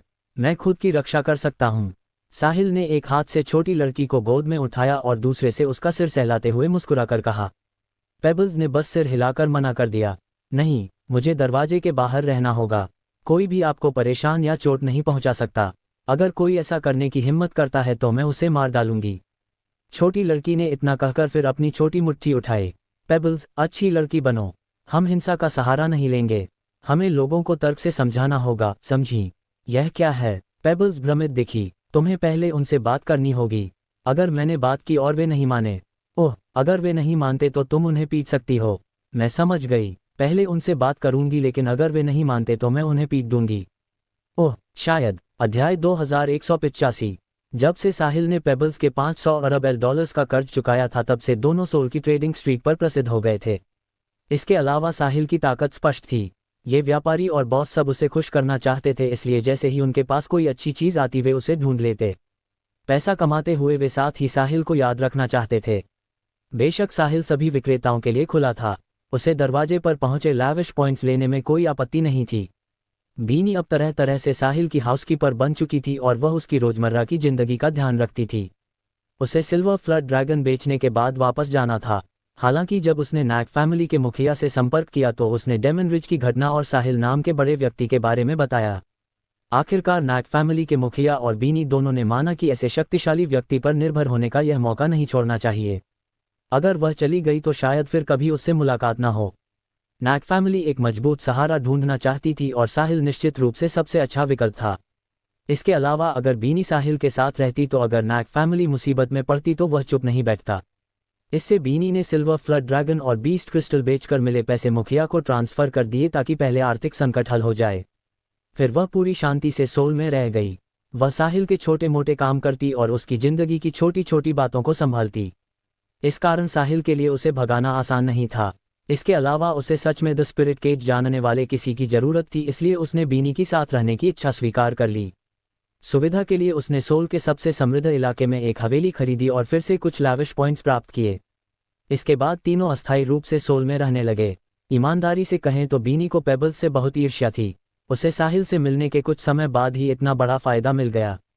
अगर उसके साथ भी साहिल का इतना घनिष्ठ संबंध होता तो क्या होता? क्या नैक फैमिली इस फायदे से तेजी से ऊपर नहीं उठ जाती? हालांकि ईर्ष्या होने के बावजूद बीनी ने यह नहीं सोचा कि चूंकि वह साहिल को पहले से जानती है इसलिए उसके साथ ज्यादा करीब होना चाहिए। उसमें यह आत्म जागरूकता थी। सोल दूसरा स्तर का शहर था और हालांकि यह द स्पिरिट केज के पहले स्तर के शहर या मुख्य शहर से तुलना नहीं कर सकता था, फिर भी यह काफी समृद्ध था। शहर में ताकतें जटिल थीं और कोई एक ताकत अकेले वहां हावी नहीं हो सकती थी। सब एक दूसरे को रोकते थे। मनुष्यों के अलावा यहाँ कई अन्य नस्लें भी रहती थीं। हालांकि मानव नस्ल अभी भी मुख्य ताकत थी। आखिरकार द स्पिरिट केज मानव नस्ल की मजबूत ताकतों ने बनाया था और यह विशेष रूप से मनुष्यों के लिए माइंड पावर बढ़ाने के लिए बनाई गई थी। अगर अन्य नस्लें द स्पिरिट केज में प्रवेश करना चाहती थीं तो उन्हें मनुष्यों की सहमति लेनी पड़ती थी और मानव उपकरणों का इस्तेमाल करना पड़ता था। स्वाभाविक रूप से द स्पिरिट केज में मनुष्यों की संख्या अन्य नस्लों से कहीं ज्यादा थी। पेबल्स को गोद में लिए साहिल सोल की हलचल भरी सड़कों पर चल रहा था और उसके पीछे आकर्षक और सुंदर बीनी थी। बहुत से लोग आ जा रहे थे। उनमें से छोटा हिस्सा काफी अजीब दिखता था और स्पष्ट था कि वे मनुष्यों से अलग थे, लेकिन वे सभी मानव रूप में थे। ये लेला में रहने वाली विदेशी नस्लें थीं। जो विदेशी नस्लें द स्पिरिट केज में प्रवेश कर सकती थीं उनका दर्जा कम नहीं था। इस कारण कि द स्पिरिट केज अन्य नस्लों के लिए मनुष्यों की तरह बिना प्रतिबंध के खुला नहीं था।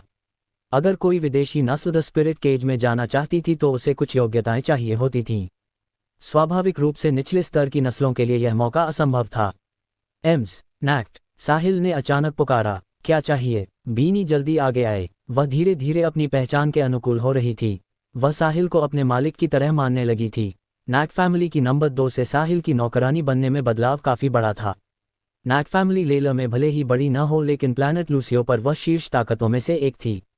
बीनी मुखिया के अलावा नैक फैमिली में निश्चित अधिकार रखती थी। इसके अलावा द स्पिरिट केज में आने के बाद वह नैक फैमिली की हर चीज की जिम्मेदार थी। फिर भी वर्तमान दर्जे का बदलाव स्वैच्छिक था और वह यही चाहती थी। अध्याय 2186। बीनी मानती थी कि साहिल जैसे बड़े व्यक्ति के साथ रहना उसके जीवन का सबसे सही फैसला था। कल कुछ नौकरानियां भर्ती करो, रसोई, सफाई करने वाले वगैरह। मुझे लगता है कि नैक फैमिली के गार्ड्स इस तरह के काम में अच्छे नहीं हैं। उन्हें सिर्फ सुरक्षा के काम पर ध्यान देने दो, साहिल ने कहा। ठीक है मास्टर, मैं कल ढूंढ लूंगी, बीनी ने सम्मानपूर्वक जवाब दिया। भले ही साहिल ने यह न कहा होता तो भी वह इस बात को उठाने का मौका ढूंढती। इतनी बड़ी हवेली के लिए सिर्फ रोजाना सफाई ही बहुत बड़ा काम था।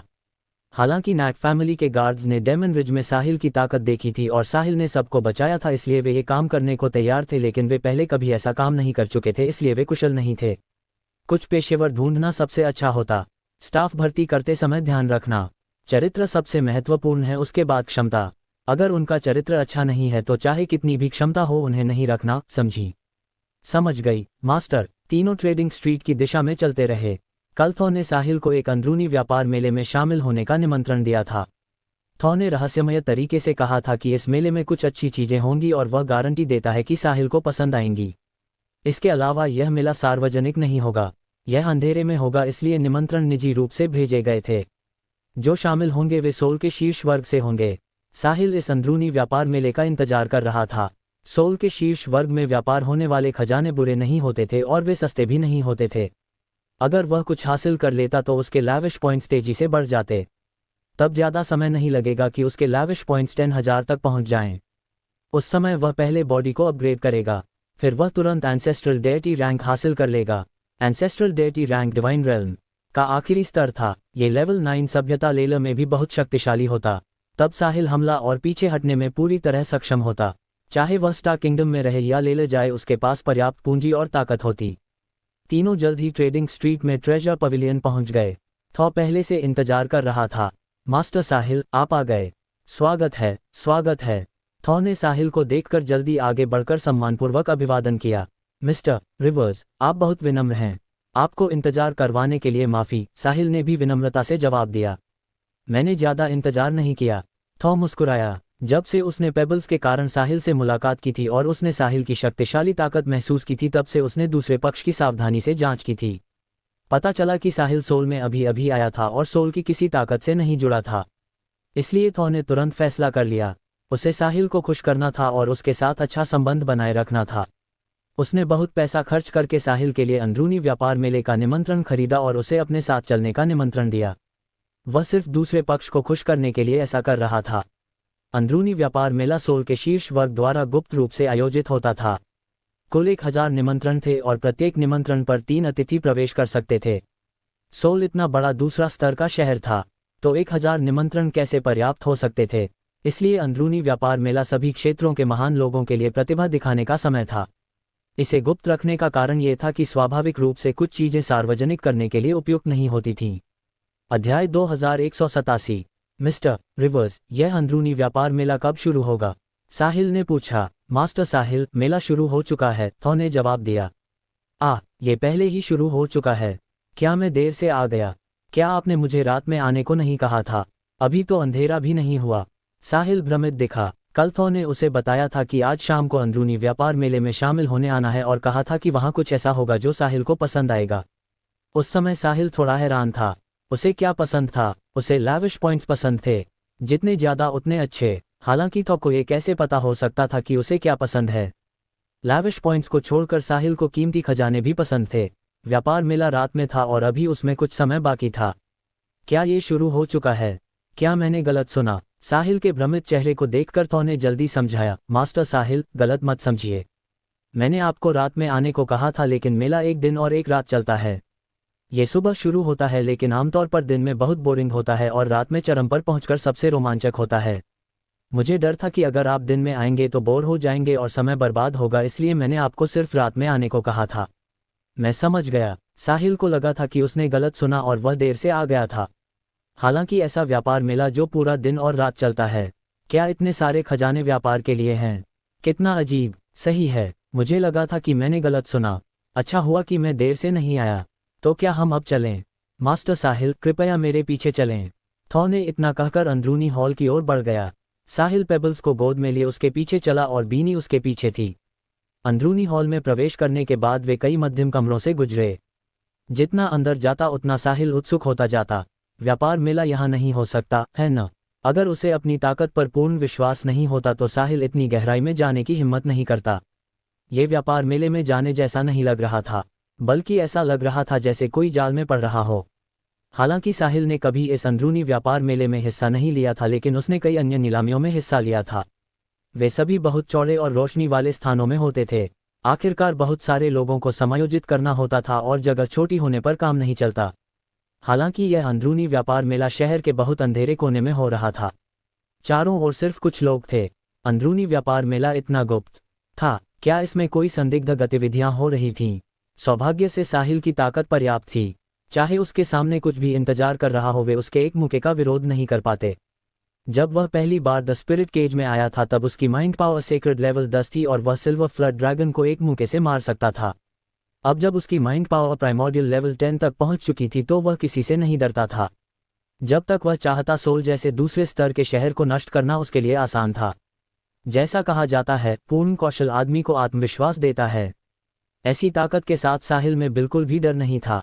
भले ही उसके विरोधी कितने भी गंदे तरीके और योजनाएं अपनाएं, वह उन्हें आसानी से संभाल सकता था। असली ताकत के सामने कोई भी साजिश बेकार थी। ये विचार उसके मन में थे, इसलिए भले ही उसके मन में कई संदेह थे फिर भी उसने थॉ से कुछ नहीं पूछा ताकि थॉ उसे कम आग न ले। ये सिर्फ उसे अनुभवहीन दिखाएगा। इस बीच बीनी पीछे चल रही थी। अध्याय 2188। चारों ओर का अंधेरा उसे थोड़ा घबराहट में डाल रहा था। हालांकि साहिल ने कुछ नहीं कहा इसलिए वह चुपचाप पीछे चलती रही।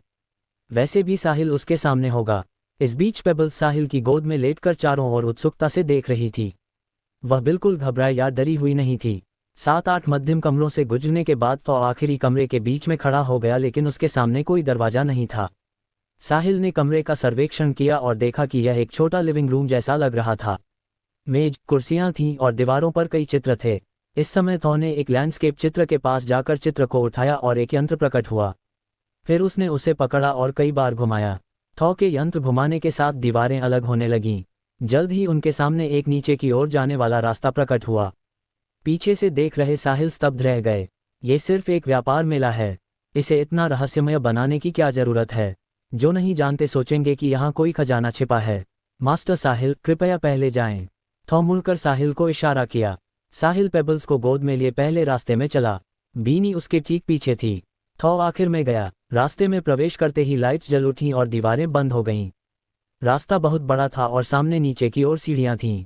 3 लोग साथ चलें तो भी भीड़ नहीं लगेगी। साहिल नीचे चलने वाला था। हालांकि पीछे थॉ अचानक आगे बढ़ा और साहिल को कुछ दिया। वह बोला, क्षमा करें मास्टर साहिल, अंदरूनी व्यापार मेले में शामिल होने के लिए सबको मास्क पहनना पड़ता है ताकि नाम गुप्त रहे, इसलिए आपको यह चाहिए। साहिल ने उसे लिया और ध्यान से देखा तो यह एक नर्म मास्क था। फिर उसने पूछा, मिस्टर रिवर्स, ये सिर्फ एक व्यापार मेला है, इसे इतना रहस्यमय बनाने की क्या जरूरत है? न केवल यह इतनी छिपी जगह पर हो रहा है बल्कि सभी प्रतिभागियों को गुमनाम रहना पड़ता है। थॉ ने बीनी को भी एक मास्क दिया और समझाया, मास्टर साहिल, आपको पता नहीं, यह कोई साधारण व्यापार मेला नहीं है बल्कि सोल का भूमिगत व्यापार मेला है। यहाँ कई चीजें संदिग्ध होती हैं, चुराई हुई या लूटी हुई। संक्षेप में इन चीजों का मूल अज्ञात होता है और वे बहुत महंगी होती हैं। प्रतिभागी चाहे बेचने वाले हों या खरीदने वाले अपनी पहचान किसी को नहीं बताना चाहते। आखिरकार वे अपनी संपत्ति प्रकट नहीं करना चाहते। खरीदारों और विक्रेताओं दोनों की रक्षा के लिए आयोजकों ने ये नियम बनाया है। साहिल ने मन ही मन सोचा, क्या ये बस एक अवैध आदान प्रदान नहीं है? चूंकि यह उद्योग ग्रे क्षेत्र में था इसलिए उसने ज्यादा नहीं पूछा। जहां रोशनी है वहां स्वाभाविक रूप से अंधेरा भी होता है। यह ऐसी चीज है जिसे टाला नहीं जा सकता। द स्पिरिट केज की बात छोड़ दें, जहां ताकत सर्वोपरि है, यहां तक कि अर्थ पर जहां कानूनी व्यवस्था इतनी परफेक्ट है वहां भी बहुत से लोग ग्रे क्षेत्र की कगार पर चलते हैं। पुराने अपराधी खत्म होते हैं तो नए जल्दी ही उगाते हैं जैसे घास। उन्हें आसानी से खत्म नहीं किया जा सकता। तो क्या हम अब आगे बढ़ें? साहिल ने पूछा। मास्टर साहिल, आगे बढ़ने से पहले हमें ये पहनना होगा। थॉ ने इतना कहकर अपने हाथ का नर्म मास्क पहन लिया। उसका चेहरा छिप गया। साहिल ने पहले छोटी लड़की पेबल्स को मास्क पहनाया फिर खुद पहना। वास्तव में उसे लगता था कि यह चीज उसके लिए ज्यादा उपयोगी नहीं है। मुख्य कारण यह था कि छोटी लड़की बहुत स्पष्ट थी। वह हमेशा उस पर लटकी रहती थी। बाहर निकलने के बाद अगर कोई उसे और पेबल्स को देख लेता तो निश्चित रूप से उसे पहचान लेता। हालांकि साहिल को कोई फर्क नहीं पड़ता था। पहचान लिया तो क्या, अगर वे मुख्य शहर में होते जहां अज्ञात शक्तिशाली लोग होते तो वह थोड़ा सतर्क रहता। हालांकि सोल में इस स्तर की सतर्कता की जरूरत नहीं थी। चारों ने मास्क पहनने के बाद वे सीढ़ियों से नीचे चलते रहे। लगभग 10 मीटर चलने के बाद सीढ़ियां खत्म हो गईं और सामने एक लंबा रास्ता दिखा। रास्ते से आगे चलने पर कुछ मीटर आगे लाइट्स दिखीं। अंदर जाने पर 10 वर्ग मीटर का एक छोटा गोल हॉल उनके सामने प्रकट हुआ। हॉल में प्रवेश करने पर उन्हें चारों ओर सिर्फ जुड़े हुए रास्ते दिखे और कुछ नहीं। अध्याय 2189। मास्टर साहिल, कृपया मेरे पीछे चलें। थॉ ने इतना कहकर एक रास्ता चुना और आगे बढ़ गया। साहिल और अन्य लोगों के पास कोई चारा नहीं था सिवाय पीछे चलने के। कुछ देर बाद उन्हें एक और रास्ता मिला।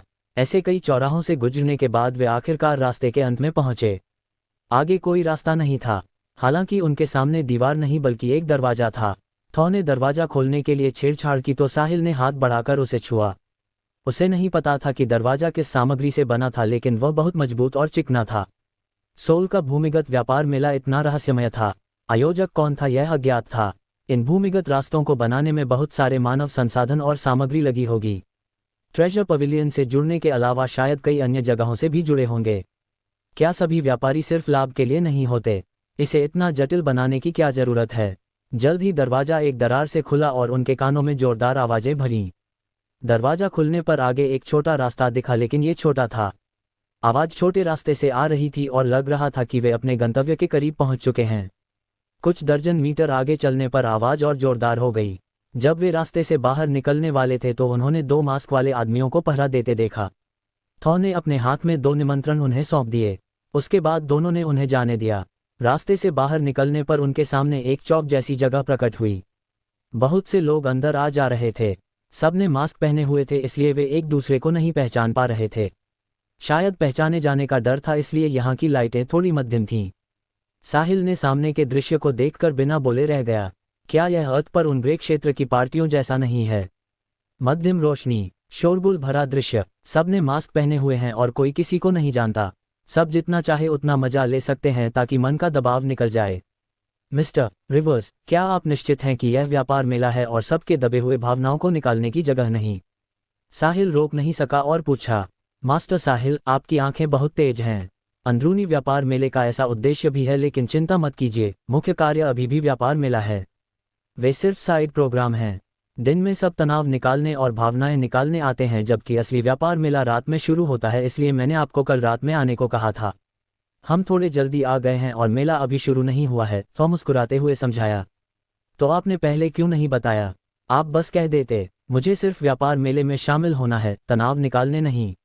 मेरे पास निकालने के लिए कोई तनाव नहीं है। मास्टर साहिल, मुझे माफ़ कर दें। मास्टर साहिल, मुझे माफ़ कर दें। ये सब मेरी गलती है।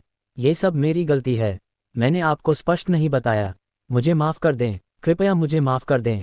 थॉ ने जल्दी से साहिल से विनम्रता से माफ़ी मांगी।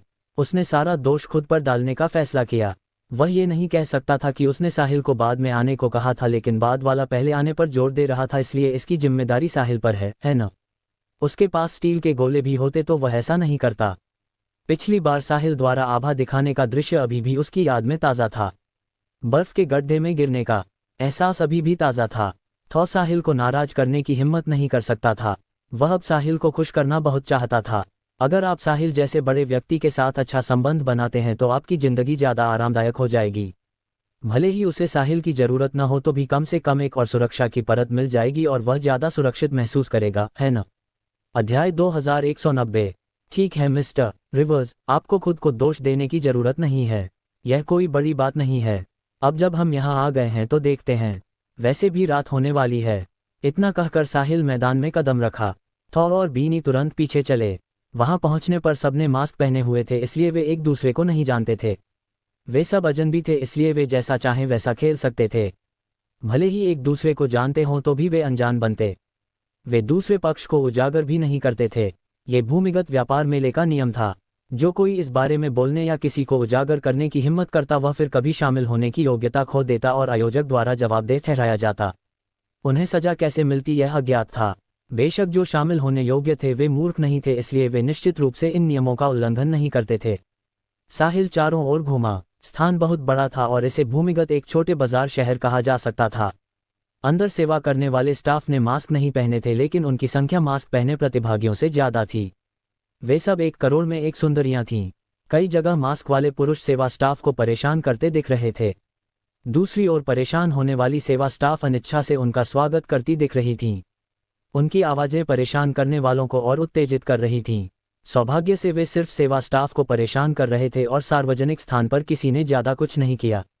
इसके बारे में नियम होने चाहिए थे, वरना ये तनाव निकालने आए लोग खुद को कैसे रोक पाते।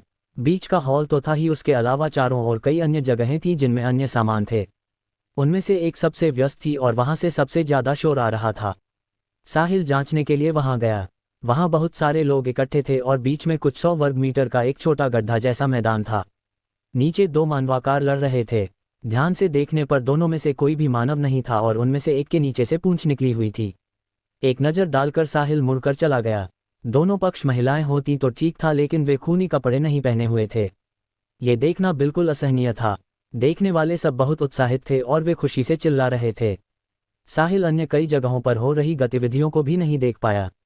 ये जगह पूरी तरह मानव स्वभाव के कुरूप पक्ष को उजागर कर रही थी। ये सच में तनाव निकालने की जगह थी। चारों ओर घूमने के बाद साहिल ने एक शांत कोने ढूंढा और बैठ गया। अब उसे अफसोस हो रहा था। वह सच में इतनी जल्दी नहीं आना चाहिए था। इन पागल गतिविधियों में उसे कोई रुचि नहीं थी। बीनी का चेहरा भी देखते देखते लाल हो गया था। हालांकि उसने मास्क पहना हुआ था इसलिए बाहर से पता नहीं चल रहा था। मिस्टर रिवर्स, आप जाकर मजा लीजिए, मुझे साथ देने की जरूरत नहीं है। मैं यहाँ आराम कर लूंगा और व्यापार मेले के शुरू होने का इंतजार करूंगा, साहिल ने कहा। ठीक है मास्टर साहिल, चूंकि आपको ये पसंद नहीं तो आप यहाँ आराम कीजिए। मेला जल्द ही शुरू हो जाएगा, मैं कहीं और देख कर आता हूँ, थॉ ने जवाब दिया। ठीक है जाओ, मुझे लेकर चिंता मत करना। मास्टर साहिल, मैं बाद में आपके पास आऊँगा। साहिल के सिर हिलाने के बाद थॉ उठा और चला गया। उसने देख लिया था साहिल को सच में ये चीज़ें पसंद नहीं थीं, इसलिए वह आराम करके शाम के व्यापार मेले के शुरू होने का इंतजार करेगा। रास्ते में उसे एक सुंदर वेट्रेस मिली जिसके हाथ में पे थे। थॉ ने एक गिलास लिया और दूसरे हाथ से महिला के शरीर को छुआ का फायदा उठाया, जिससे दूसरा पक्ष शर्म से चीख उठी। नजदीक बैठे साहिल और बीनी ने ये सब देख लिया। बीनी ने नाखुशी से बड़बड़ाई और फिर नजर हटा ली। सौभाग्य से छोटी लड़की पेबल्स ने बहुत सारे खजाने खा लिए थे और रास्ते में सो गई थी, वरना साहिल शायद वहीं से चला जाता। ये बच्चों पर इतना बुरा प्रभाव डालने वाली जगह थी। अध्याय 2191। साहिल और बीनी ज्यादा देर तक नहीं बैठे थे कि सेवा स्टाफ खाना और पे लेकर उनके पास आया। दोनों को एक पुरुष और एक महिला देखकर और उनके साथ एक बच्ची होने से स्पष्ट था कि वे एक परिवार हैं। खाना रखते हुए उसने विनम्रता से कहा, हेलो, एंजॉय कीजिए। फिर वह मुड़कर चली गई। अगर बीनी और पेबल्स नहीं होती तो सुंदर वेट्रेस निश्चित रूप से साहिल से फ्लर्ट करती। वे कम कपड़े पहनकर व्यापार मेले में आने वाले मेहमानों का ध्यान आकर्षित करती थीं और यह सबको पता था। जो इस भूमिगत व्यापार मेले में शामिल हो सकते थे वे सोल के अमीर और शक्तिशाली लोग थे। अगर वे किसी को बहका पाती तो उन्हें बहुत बड़ा फायदा होता। जब कोई बहक जाता और आगे कुछ चाहता तो उन्हें अलग कमरा किराए पर लेना पड़ता। कमरा किराए पर लेने की कीमत बहुत ज़्यादा थी, सच में आसमान छूती कीमतें। इसलिए ये वेट्रेस कम कपड़े पहनकर और मेहमानों को फ़ायदा उठाने देती थीं। वे बस पुरुष के मन में इच्छा जगाने की कोशिश करती थीं। अगर कोई सफल होता और कमरा किराए पर लेता तो उन्हें बहुत बड़ा फायदा होता। यहाँ महिलाएं स्वतंत्र थीं और मेहमान उनके साथ जो चाहें कर सकते थे। हालांकि अलग निजी कमरे किराए पर लेने पड़ते थे, वे भी बहुत महंगे थे। हॉल में सीमा से आगे कुछ नहीं करने दिया जाता था, इसलिए वे और क्या कर सकती थीं। उन्हें बस निजी कमरा किराए पर लेना पड़ता था। यह मानना पड़ता है कि इस भूमिगत व्यापार मेले के आयोजकों को पुरुषों की अच्छी समझ थी। उन्हें पता था कि जब बहुत से पुरुष महिलाओं का फायदा उठाते हैं तो वे खुद को रोक नहीं पाते और आगे कुछ करने के लिए अलग कमरे की जरूरत पड़ती है। व्यापार मेले में शामिल लोग पैसे की कमी से नहीं थे, बस यही एक चीज़ आयोजक को एक दिन में बहुत पैसा कमाने में मदद करती थी। मास्टर साहिल, ये जगह व्यापार मेले जैसी बिल्कुल नहीं लग रही, बल्कि पुरुषों की इच्छाओं को निकालने की जगह लग रही है, बीनी ने पूछा। अगर उस समय उसने मास्क नहीं पहना होता तो बीनी का लाल चेहरा बहुत स्पष्ट दिखता। वह अब युवा नहीं थी। अगर वे अर्थ पर होते तो वह सिर्फ स्पिंस्टर नहीं बल्कि स्पिंस्टर की दादी होती। हालांकि बीनी अभी भी कुंवारी थी। सबसे महत्वपूर्ण कारण उसका बहुत ऊंचा आत्मसम्मान था। अगर वह पुरुष होती तो निश्चित रूप से इस पीढ़ी की नायक फैमिली की मुखिया होती। इसलिए कोई पुरुष उसकी नज़र में नहीं आया था। उसे कोई ऐसा नहीं मिला था जिसे वह पसंद करती और किसी से समझौता नहीं करना चाहती थी, इसलिए वह अविवाहित रही। हालांकि हॉल में इतने उत्तेजक दृश्य देखने के बाद बीनी के मन में कुछ न महसूस हो, यह संभव नहीं था। क्या मिस्टर रिवर्स ने नहीं बताया था कि दिन में ऐसा होता है और रात में ही असली व्यापार मेला होता है?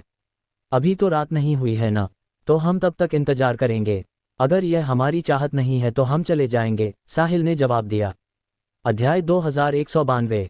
ठीक है मास्टर साहिल, आपको लगता है आयोजकों के मन में क्या है?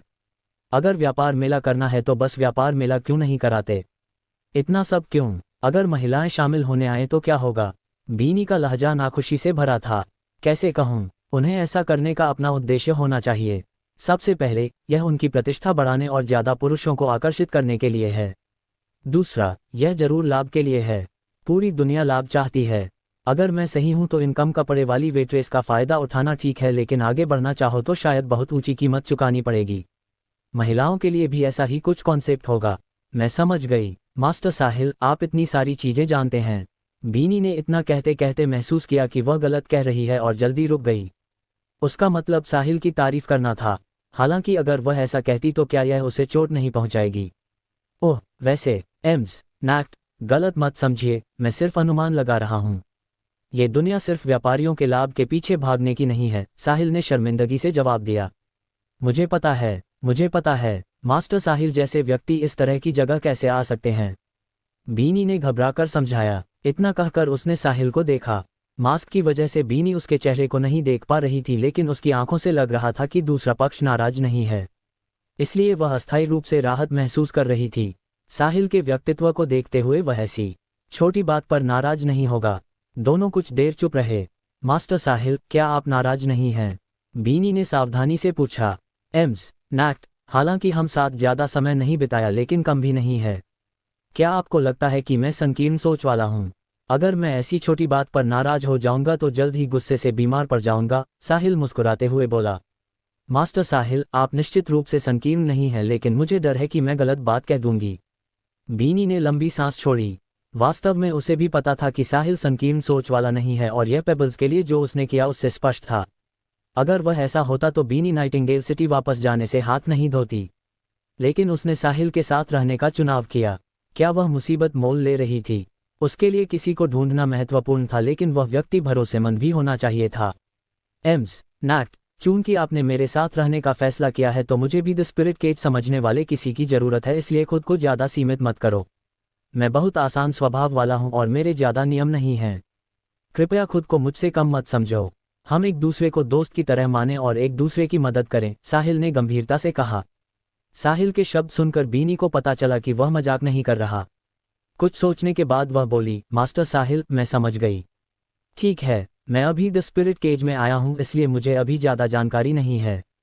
भविष्य में मुझे कई चीजों में आपकी मदद चाहिए होगी। चिंता मत कीजिए मास्टर साहिल, जब तक आपको मेरी जरूरत है मैं पूरी कोशिश करूंगी आपकी मदद करने की। थॉ दोनों की बातचीत में शामिल हो गया। साहिल को लगा था कि व्यापार मेला तुरंत शुरू हो जाएगा। परिणामस्वरूप थॉ बोला, मास्टर साहिल, यहाँ बैठना बहुत शोरगुल वाला है। मैंने आपके लिए एक निजी कमरा तैयार किया है, कृपया वहां जाकर आराम कीजिए। वहां बहुत शांत है। थॉ अभी अभी बाहर जाकर साहिल के लिए निजी कमरा किराए पर लेने गया था। वह साहिल को खुश करने के लिए बहुत पैसा खर्च कर रहा था। बस निमंत्रण और निजी कमरे में ही उसे बहुत खर्च हुआ। बेशक साहिल के साथ अच्छा संबंध बनाने के लिए कोई भी कीमत उचित थी। मिस्टर रिवर्स, मेला कब शुरू हो रहा है? साहिल ने फिर पूछा। थोड़ी देर में ही लगता है, अभी समय नहीं हुआ, हम थोड़े जल्दी आ गए हैं, थॉ ने जवाब दिया। साहिल ने चारों ओर देखा। कुछ पुरुष महिलाओं का फायदा उठा रहे थे। यह इतना आंखों में चुभ रहा था। उसने सहमति दी, ठीक है, तो वहां जाकर आराम करते हैं। मास्टर साहिल, कृपया मेरे पीछे चलें। थॉ ने साहिल और बीनी को हॉल पार करके एक लंबे गलियारे में ले जाया। तथाकथित निजी कमरे गलियारे के दोनों ओर थे। एक 200 मीटर अंदर चलने और लगभग 100 कमरों से गुजरने के बाद थॉ रुका। कमरा 137 खोला और इशारा करके बोला, मास्टर साहिल, एम्स नैक्ट, कृपया अंदर जाएं। आप वहां थोड़ा आराम कर लीजिए और जब मेला शुरू होगा मैं आपको सूचित कर दूंगा। मिस्टर रिवर्स, बहुत बहुत धन्यवाद। आपका स्वागत है। मास्टर साहिल की सेवा करना मेरे लिए बहुत सम्मान की बात है। अध्याय 2193।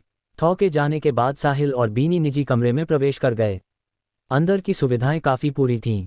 जितना साहिल देखता उतना उसे लगता कि यह सब वासना से भरे पुरुषों के लिए तैयार किया गया है। शायद अभी कुछ देर पहले ही इस कमरे में कुछ अनकहा हुआ हो, और एक बार से ज्यादा। बस कल्पना करने से ही साहिल को थोड़ा असहज लग रहा था। उसने पास की कुर्सी पर बैठना चुना, जबकि बीनी उसके सामने बैठ गई। यहाँ बाहर का कोई शोर नहीं था। चूंकि उनके पास कुछ नहीं था, इसलिए साहिल ने बीनी से द स्पिरिट केज के बारे में बात की। उसने हाल ही में साहसियों से जो सुना और सीखा था वह सब बुनियादी जानकारी थी। बीनी भी नाइटिंगेल सिटी में अपने परिवार की नंबर 2 थी, इसलिए वह निश्चित रूप से साहसियों से ज्यादा जानती थी। दोनों की बातचीत में समय तेजी से बीत गया। कुछ देर बाद दोनों को दरवाजे पर दस्तक सुनाई दी। खटखट खटखट, आइए, साहिल ने कहा। थॉ ने दरवाजा धकेला और अंदर आया। मास्टर साहिल, व्यापार मेला शुरू होने वाला है, कृपया मेरे साथ हॉल में चलें। चलें, साहिल खड़े होकर बोला। तीनों साथ में कमरे से निकले और हॉल की ओर बढ़े। जब वे अंदर गए तो पहले से पूरी तरह अलग था। मूल रूप से शोरगुल भरा हॉल अब शांत हो चुका था। सब इकट्ठे हो गए थे और कम कपड़े वाली वेट्रेस गायब थीं। थॉ ने उन्हें लेकर भीड़ में शामिल हो गया। जल्द ही एक मास्क वाला आदमी थोड़े ऊंचे मंच पर चढ़ा। सबने उसकी ओर देखा और साहिल भी इससे अलग नहीं था। उसे लगा कि यह व्यक्ति शायद भूमिगत व्यापार मेले का आयोजक है, अगर नहीं तो वह प्रवक्ता है। सबका स्वागत है सोल के भूमिगत व्यापार मेले में। मैं आयोजक हूँ, ब्लैक फॉक्स। मेरा मूल इरादा आपको एक छोटी जगह उपलब्ध कराना था जहां आप अपनी पहचान छिपाकर व्यापार कर सकें। सबके समर्थन से मेला बड़ा और मजबूत हुआ है और मैं इसके लिए सबका धन्यवाद करता हूं। आपके समर्थन के बिना भूमिगत मेला आज का रूप नहीं ले पाता। धन्यवाद। ब्लैक फॉक्स ने झुककर प्रणाम किया। फिर उसने जारी रखा, आज कुछ नए दोस्त यहाँ हैं और वे अभी बहुत शर्मीले हैं, लेकिन कोई बात नहीं, कुछ बार आने के बाद आप इसके आदी हो जाएंगे। अब वही पुराने नियम हैं, सब पहले अपनी अपनी व्यापार करेंगे और फिर मैं आपको कुछ अच्छी चीज़ें दिखाऊंगा। इस बार मैं निश्चित रूप से आपको आश्चर्यचकित कर दूंगा। कुछ शब्दों के बाद ब्लैक फॉक्स भीड़ में घुल गया, जिससे उसे ढूंढना मुश्किल हो गया, क्योंकि बहुत सारे लोग उसके जैसा मास्क, वैसा ही कद काठी और कपड़े पहने हुए थे। इससे पता चलता था कि यह व्यक्ति कितना सतर्क था। साहिल को लगा था कि लंबा भाषण होगा, लेकिन उसे उम्मीद नहीं थी कि इतना तेज होगा, उसकी उम्मीद से परे। मास्टर साहिल, अब हम स्वतंत्र रूप से व्यापार कर सकते हैं, यानी सब अपना व्यापारिक साथी चुनेंगे। थोड़ी देर बाद लॉर्ड ब्लैक फॉक्स कुछ कीमती चीजें नीलामी के लिए निकालेंगे। हर बार भूमिगत मेला होने पर लॉर्ड ब्लैक फॉक्स कम से कम 3 कीमती खजाने सबके लिए बोली लगाने के लिए निकालते हैं, थॉ ने पास से धीमी आवाज में समझाया। साहिल ने सिर हिलाकर समझने का संकेत दिया। प्रतिभागियों के बीच व्यापार शुरू हो गया। जल्द ही किसी ने जोर से कहा, मैं स्पिरिट ग्रास की एक डंठल खरीदना चाहता हूँ। मैं गुणवत्ता के अनुसार कीमत दूंगा, जितनी अच्छी होगी उतना पैसा, कोई समस्या नहीं है। जैसे ही उसने कहा, किसी ने उसके पास जाकर व्यापार की बात की। फिर दोनों निजी कमरे में कीमत तय करने चले गए। मैं सोल ड्रॉप बेच रहा हूँ, मैं ढूंढ रहा हूँ, ऐसी आवाजें कमरे में लगातार गूंज रही थीं। जो कोई इन चीजों की तलाश में था वह निजी कमरे में जाकर बात करता। साहिल ने ये देखकर सोचा, यह अर्थ पर बाजार से क्या फर्क है, वे भी चीजें बेच रहे हैं लेकिन ज्यादा कीमत पर, फिर भी वही तरीका है। अध्याय 2194। मास्टर साहिल, अगर आपको कुछ खरीदना या बेचना हो तो बस जोर से बोल दीजिए। अगर किसी को कुछ चाहिए या बेचना हो तो वे आपके पास आएंगे। अगर आप ऐसा नहीं करना चाहते तो मुझे बताइए, मैं आपके लिए कर दूंगा, थॉ ने पास से कहा।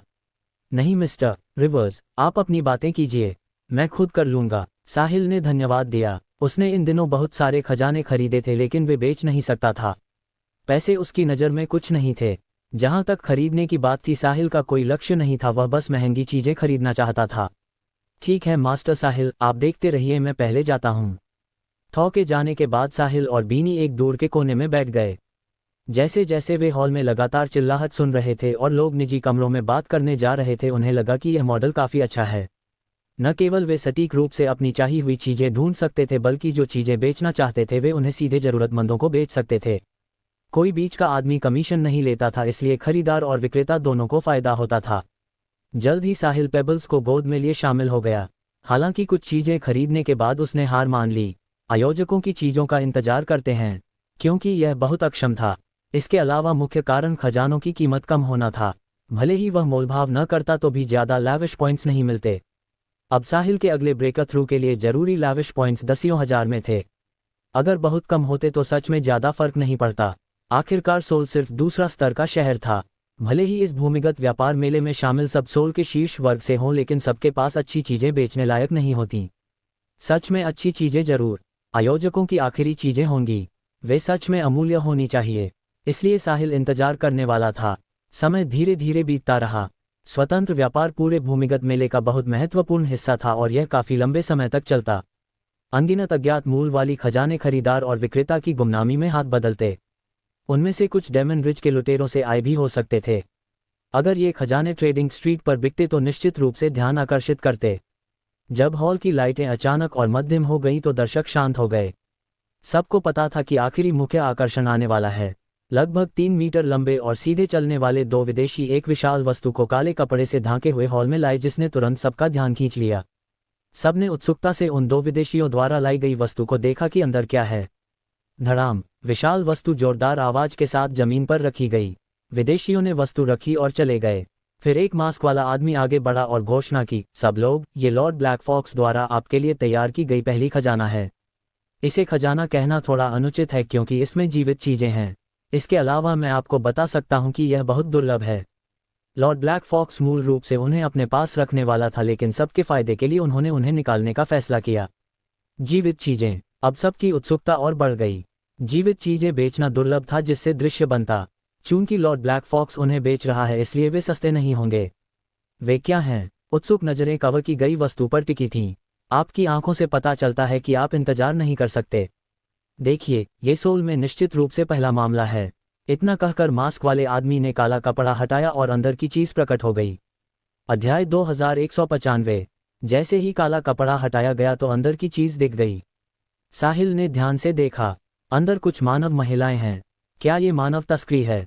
ये थोड़ा ज्यादा है। थोड़ी भौहें चढ़ाकर साहिल इसे स्वीकार नहीं कर पाया।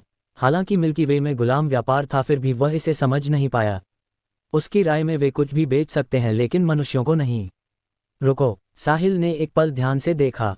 उसने देखा कि हालांकि पिंजरे में महिलाएं मानव महिलाओं से मिलती जुलती दिख रही थीं, लेकिन कुछ अंतर थे।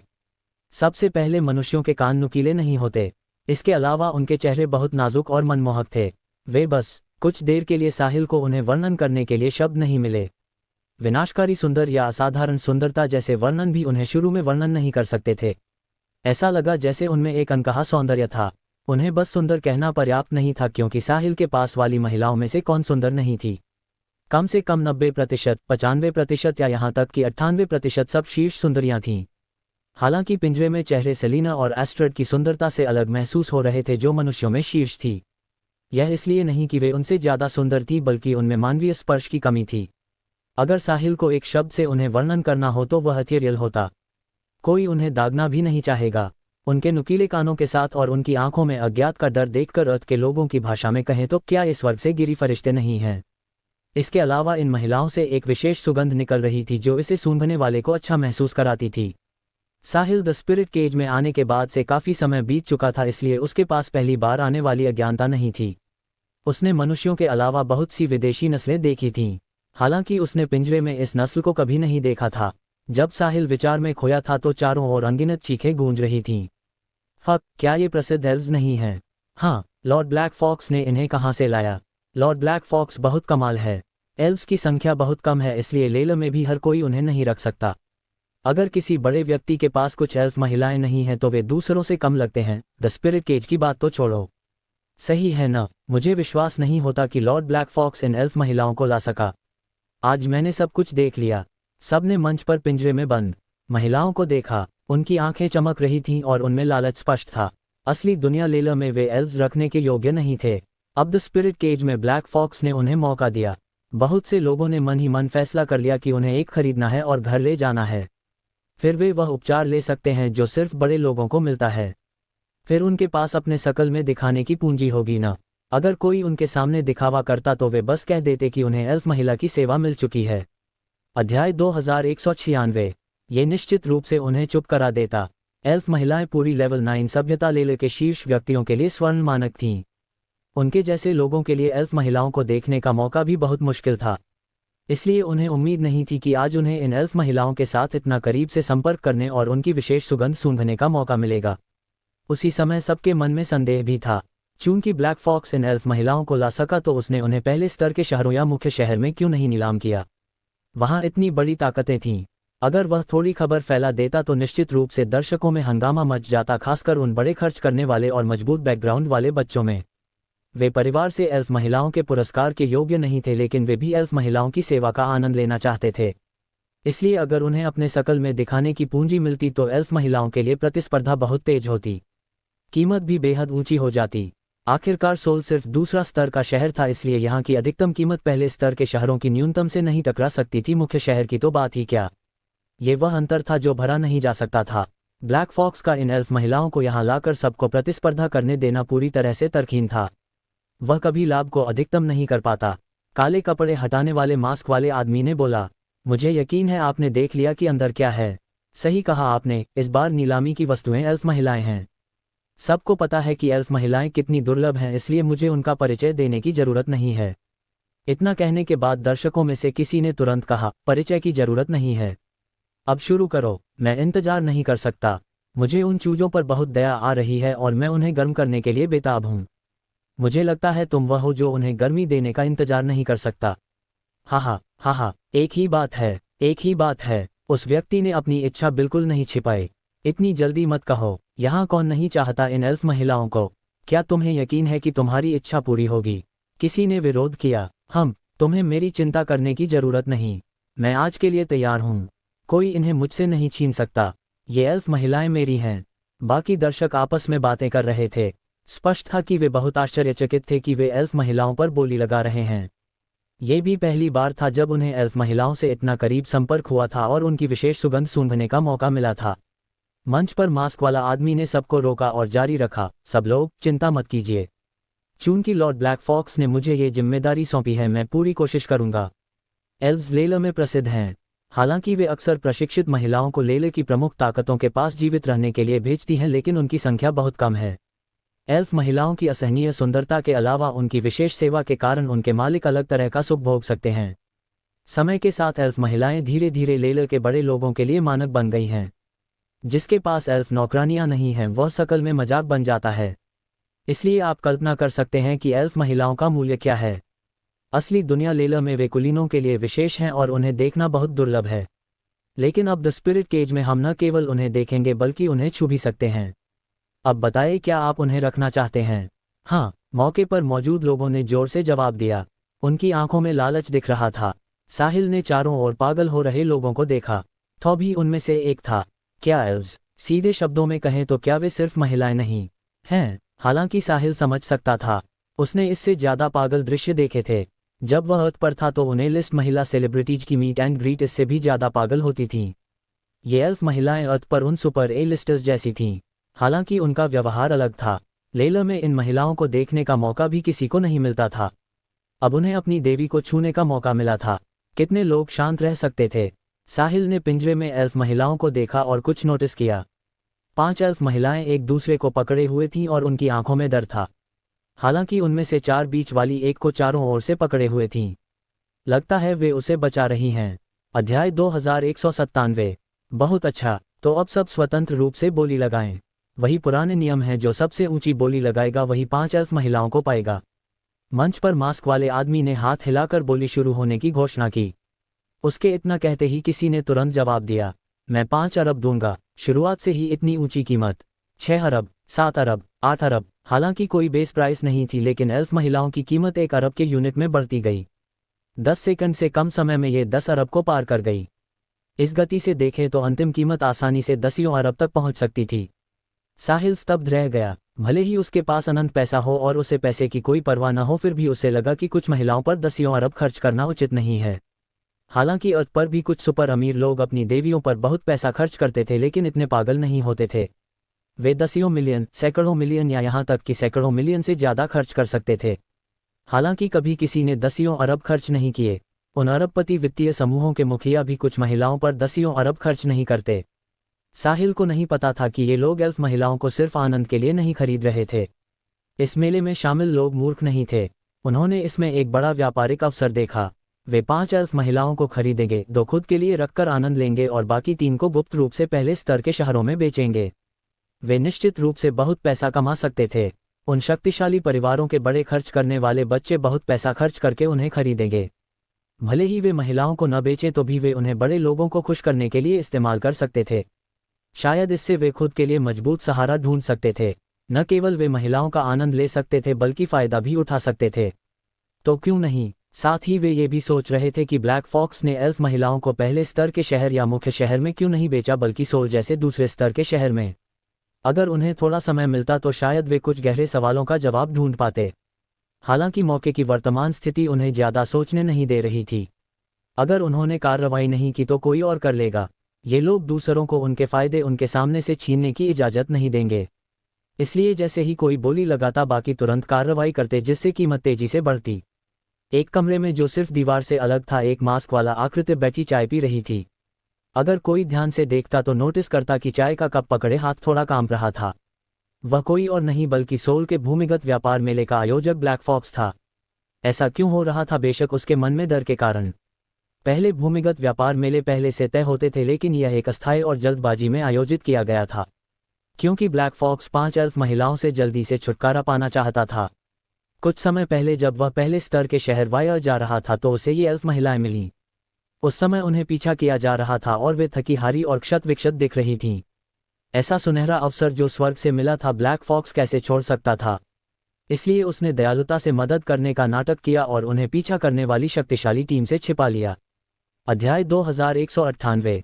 जब अनुभवहीन एल्फ महिलाओं को लगा कि उन्हें अच्छा व्यक्ति मिल गया है और वे ब्लैक फॉक्स को धन्यवाद देने वाली थीं, तो ब्लैक फॉक्स ने अपने दांत दिखाए, उन्हें बेहोश किया और सोल वापस ले आया। सोल वापस आने के बाद ब्लैक फॉक्स ने किसी को नहीं बताया, बल्कि उन्हें चुपचाप बंद कर दिया। वह वायर से खबर का इंतजार कर रहा था। एल्फ महिलाएं असली दुनिया लेलर में पहले से ही दुर्लभ थीं, द स्पिरिट केज में तो बात ही क्या। जो द स्पिरिट केज में प्रवेश कर सकते थे वे निश्चित रूप से साधारण एल्व्स नहीं थे। इसलिए ब्लैक फॉक्स थोड़ा इंतजार करने वाला था और जब हंगामा थम जाएगा तब एल्फ महिलाओं से निपटने का फैसला करेगा। उन्हें बेचना है या खुद आनंद लेना है ये तय करना मुश्किल नहीं था। हालांकि उसे डरावनी खबर मिली। वायर में ऑल्टन फैमिली का प्रत्यक्ष वंशज सोले ऑल्टन शिकार के दौरान 9 एल्फ महिलाओं से टकराया और तुरंत उन पर मोहित हो गया। वह उन्हें पकड़कर अपने पास ले जाना चाहता था ताकि आनंद ले सके। हालांकि एल्फ महिलाओं के दृढ़ प्रतिरोध के कारण वह सिर्फ 4 पकड़ पाया।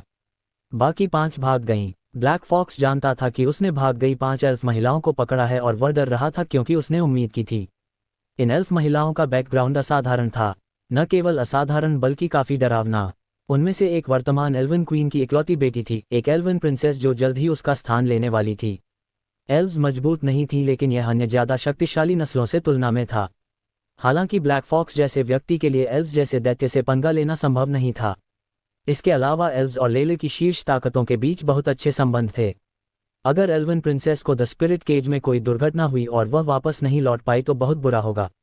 तुरंत बड़ी संख्या में शक्तिशाली एल्व्स द स्पिरिट केज में उन्हें ढूंढने आए। इस बीच वह मूर्ख सोले ऑल्टन ने वायर के शकल में 4 पकड़ी गई एल्फ महिलाओं का दिखावा किया। ये कल्पना की जा सकती है कि उसके साथ क्या हुआ। शक्तिशाली एल्फ सोले के पास गए और ऑल्टन फैमिली के विनम्र माफी के बावजूद उन्हें नजरअंदाज करके उस बच्चे सोले को उसके बुजुर्गों के सामने मार डाला। ऑल्टन फैमिली वायर में कमजोर नहीं थी, हालांकि वे लेले में तीसरे दर्जे के परिवार थे।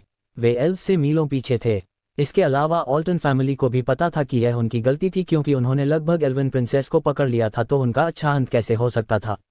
अगर सिर्फ कुछ साधारण एल्व्स होती तो वे तर्क से बहस कर सकते थे और सक्रिय रूप से मुआवजा दे सकते थे। बेशक अगर सिर्फ कुछ साधारण एल्व्स होती तो एल्वन क्वीन इतना बड़ा हंगामा नहीं मचाती। वे हर साल लेले की प्रमुख ताकतों को बहुत सारी महिलाएं देती थीं, इसलिए कुछ साधारण एल्फ महिलाओं के लिए वे इतना परेशान नहीं होती। उन्हें एल्वन प्रिंसेस के साथ द स्पिरिट केज आई 4 नौकरानियां मिल गईं, लेकिन एल्वन प्रिंसेस अभी भी गायब थी। शक्तिशाली एल्व्स अपनी खोज जारी रखे हुए थे। सोल वायर से दूर था और बीच में 2 दूसरे स्तर के शहर थे, इसलिए एल्व्स को यहां पहुंचने में कुछ समय लगेगा। हालांकि ब्लैक फॉक्स डर गया था। उसके पास एल्वन प्रिंसेस थी, यहां तक कि ऑल्टन फैमिली का प्रत्यक्ष वंशज सोले भी मारा गया। तो अगर उसे पकड़ा गया तो वह कैसे बच सकता था। यही कारण था कि ब्लैक फॉक्स ने यह विचार किया, यानी एल्वन प्रिंसेस और उसकी 4 नौकरानियों को बेचना। फिर वह अपनी पहचान बदल लेगा। उसके बाद द स्पिरिट केज में ब्लैक फॉक्स नाम का कोई नहीं रहेगा। वैसे भी भूमिगत व्यापार मेले में कोई उसकी असली पहचान नहीं जानता था। ब्लैक फॉक्स हमेशा रहस्यमय रहता था। हर बार भूमिगत मेला होने पर दर्जनों लोग उसके जैसे कपड़े पहने होते थे। फिर भले ही एल्व्स उसके पास आए तो खरीदारों पर दोष आएगा और वह साफ रहेगा। इसलिए उसने यह अस्थायी भूमिगत व्यापार मेला आयोजित किया। चूंकि वायर दूर था और सोले की खबर सिर्फ छोटे क्षेत्र में फैल रही थी, इसलिए सोल की ये ताकतों को अभी तक खबर नहीं मिली थी। हॉल में कोई नहीं जानता था कि वे जो बोली लगा रहे हैं वह घातक मुसीबत थी। एक बार जब उन्होंने महिलाओं पर बोली लगाए और खबर फैल गई तो वे निश्चित रूप से मर जाएंगे। भले ही वे पहले खतरा देखकर द स्पिरिट केज छोड़ दें, लेकिन एल्फ सोल में छोड़े सुरागों के आधार पर लेले में उन्हें ढूंढ लेंगी। अध्याय 2199। जैसे जैसे दर्शक बोली लगाते रहे, एल्फ महिलाओं की कीमत 50 अरब के निशान को पार कर गई। यह इतनी तेज थी कि आश्चर्यजनक थी। इसके अलावा कीमत अभी भी तेजी से बढ़ रही थी। अगर यही जारी रहा तो 100 अरब का निशान पार करना सिर्फ समय की बात थी। ऐसा लग रहा था जैसे वे पैसा नहीं खर्च कर रहे। यह ऐसी चीज थी जिसकी साहिल ने उम्मीद नहीं की थी। साथ ही वह इस हैरतअंगेज घटना को समझ नहीं पा रहा था। उसने देखा कि लोग कैसे थे। वे ऐसा लग रहे थे जैसे पूरी संपत्ति खर्च करके भी महिलाओं को खरीदना चाहते हैं। जो नहीं जानते सोचते कि वे किसी जादुई दवा पर बोली लगा रहे हैं जो उन्हें सफलता की ऊंचाई पर पहुंचा देगी। क्या वे महिलाएं इतनी मूल्यवान हैं? अमीर लोगों का कुछ पैसा खर्च करके महिलाओं को आनंद के लिए खरीदना समझ में आता है, लेकिन पूरी संपत्ति क्यों? साहिल को लेले में एल्फ महिलाओं का दर्जा नहीं पता था, इसलिए वह समझ नहीं पा रहा था कि सब इतने पागल क्यों हैं। अगर कोई अपनी पूरी संपत्ति से एल्फ महिला खरीदकर पहले स्तर के शहर में बेच दे तो उसकी कीमत सीधे दोगुनी हो सकती थी। अवसर मिलने पर पैसा न कमाना मूर्खता होती। इस दुनिया में साहिल को छोड़कर कौन ज्यादा पैसे से शिकायत करता? मिस्टर रिवर्स, क्या एल्फ महिलाओं में कुछ विशेष है? वे इतनी मूल्यवान कैसे हैं? साहिल ने धीमी आवाज में पूछा। मास्टर साहिल, आपको पता नहीं, एल्फ महिलाएं लेले में दर्जे का प्रतीक हैं, लेकिन वे बहुत सीमित हैं और बहुत सी शक्तिशाली ताकतों के प्रत्यक्ष वंशज उन्हें सिर्फ चाहते हैं। इसलिए सब उन पर इतने पागल हैं। जब तक किसी के पास एल्फ महिलाएं हैं तो चाहे वे उन्हें बड़े लोगों को खुश करने के लिए इस्तेमाल करें या पहले स्तर के शहर में बेचें, उन्हें बहुत बड़ा फायदा होगा, थॉ ने समझाया। मैं समझ गया, आप इसमें हिस्सा क्यों नहीं ले रहे? यह इतना बड़ा अवसर है। मास्टर साहिल, आप मजाक कर रहे हैं। बेशक मैं उन्हें चाहता हूँ। दुर्भाग्य से मेरी ज़्यादातर संपत्ति मेरे माल में है, इसलिए मेरे पास इतना पैसा नहीं है। भूमिगत मेले में मौके पर ही भुगतान करना पड़ता है और देरी नहीं की जा सकती, इसलिए मुझे हार माननी पड़ रही है, थॉ ने कड़वी मुस्कान के साथ कहा। बेशक वह भी एल्फ महिलाओं को खरीद कर पैसा कमाना चाहता था, हालांकि उसके पास पर्याप्त पैसा नहीं था तो वह क्या कर सकता था। वे 50 अरब के निशान पर बोली शुरू कर रहे थे। 5 एल्फ महिलाएं थीं, इसलिए अगर उन्हें एक एक करके बेचा जाए तो अच्छी तरह से 50 अरब से ज़्यादा में बिक सकती थीं। द स्पिरिट केज में एल्फ महिला खरीदने का मतलब यह नहीं था कि वे सिर्फ द स्पिरिट केज में ही महिला का आनंद ले सकते थे। वे महिला को मजबूर करके उसका असली दुनिया में स्थान पूछ सकते थे और लेला में उसका शरीर ढूंढ सकते थे। इसलिए जब द स्पिरिट केज छोड़कर लेला वापस जाने का समय आता तो उनके पास भी एक एल्फ नौकरानी होती। एल्फ्स पहले इतनी लोकप्रिय नहीं थी जितनी अब हैं। अप्रत्याशित रूप से हाल के वर्षों में लेले की सभी प्रमुख ताकतों ने एल्फ महिलाओं का पीछा किया, जिससे ये घटना सामने आई। बेशक एल्वन क्वीन भी इसे बढ़ावा दे रही थी। वर्तमान में एल्व्स अर्थ पर शीर्ष स्तर के लग्जरी सामान जैसी थीं। महंगी होने के अलावा वे ऐसी भी थीं जो सिर्फ पैसे से नहीं खरीदी जा सकती थीं, क्योंकि वे कुलीनता का प्रतीक थीं। कभी कभी वे सेकंड हैंड बाजार में आती थीं और स्वाभाविक रूप से अनगिनत लोग उनके लिए लड़ते थे। थॉ साहिल से कुछ पैसा उधार लेना चाहता था। आखिरकार अगर साहिल पेबल्स के कर्ज के लिए 500 अरब निकाल सकता था तो उसे पैसों की कमी नहीं होगी। हालांकि उसे नहीं पता था कि साहिल नीलामी में हिस्सा लेने वाला है या नहीं। अगर वह हिस्सा ले रहा था तो क्या थॉ साहिल के पैसे से उसके खिलाफ बोली लगाकर उसे नाराज नहीं करेगा? अगर साहिल बोली नहीं लगाने वाला था तो थॉ पूछता, वरना वह इतना बड़ा फायदा अपने सामने से जाते देखकर बहुत दुखी होता। थॉ की व्याख्या सुनने के बाद साहिल अभी भी भ्रमित था, फिर भी उसका भ्रम मौके पर पागल बोली लगाने वालों को प्रभावित नहीं कर रहा था। पलक झपकते ही कीमत 30 अरब बढ़कर 80 अरब की आकाश छूती कीमत पर पहुंच गई। साहिल, जो पैसे की कोई परवाह नहीं करता था, उसे भी ये थोड़ा डरावना लगा। उसने सिर हिलाया, वे पागल हैं। हालांकि जब कीमत 80 अरब तक पहुंची तो सबकी उत्सुकता कम होने लगी। हर कोई 80 अरब तुरंत नहीं निकाल सकता था, क्योंकि यह इतनी खगोलीय राशि थी। अगर संपत्ति की बात होती तो मौके पर मौजूद सब इसके लायक थे, लेकिन उनकी संपत्ति बेकार थी। अध्याय 2200। एक बार सौदा होने पर उन्हें तुरंत भुगतान करना पड़ता था और सामान लेना पड़ता था। पैसे जुटाने के लिए समय भी नहीं था। बस यही एक चीज़ ने ज़्यादातर लोगों को रोक दिया। बहुत से व्यापारियों की संपत्ति उनके माल में थी। सोल जैसे दूसरे स्तर के शहर में बहुत कम लोग थे जो 80 अरब कैश तुरंत निकाल सकते थे। पहले स्तर के शहरों या मुख्य शहर को छोड़ दे, वहाँ लेले की सुपर ताकतें 8 खरब आसानी से निकाल सकती थी। 80 अरब की तो बात ही क्या। वरना थॉ ने नहीं कहा होता कि एल्फ महिलाओं को खरीदकर पहले स्तर के शहर में बेचकर पैसा कमाया जा सकता है। वह असली अमीरों का स्वर्ग था। किसी भी प्रमुख ताकत के बड़े खर्च करने वाले बच्चे के पास बहुत बड़ी राशि होती थी। ये सोल जैसे दूसरे स्तर के शहर से तुलना नहीं की जा सकती थी।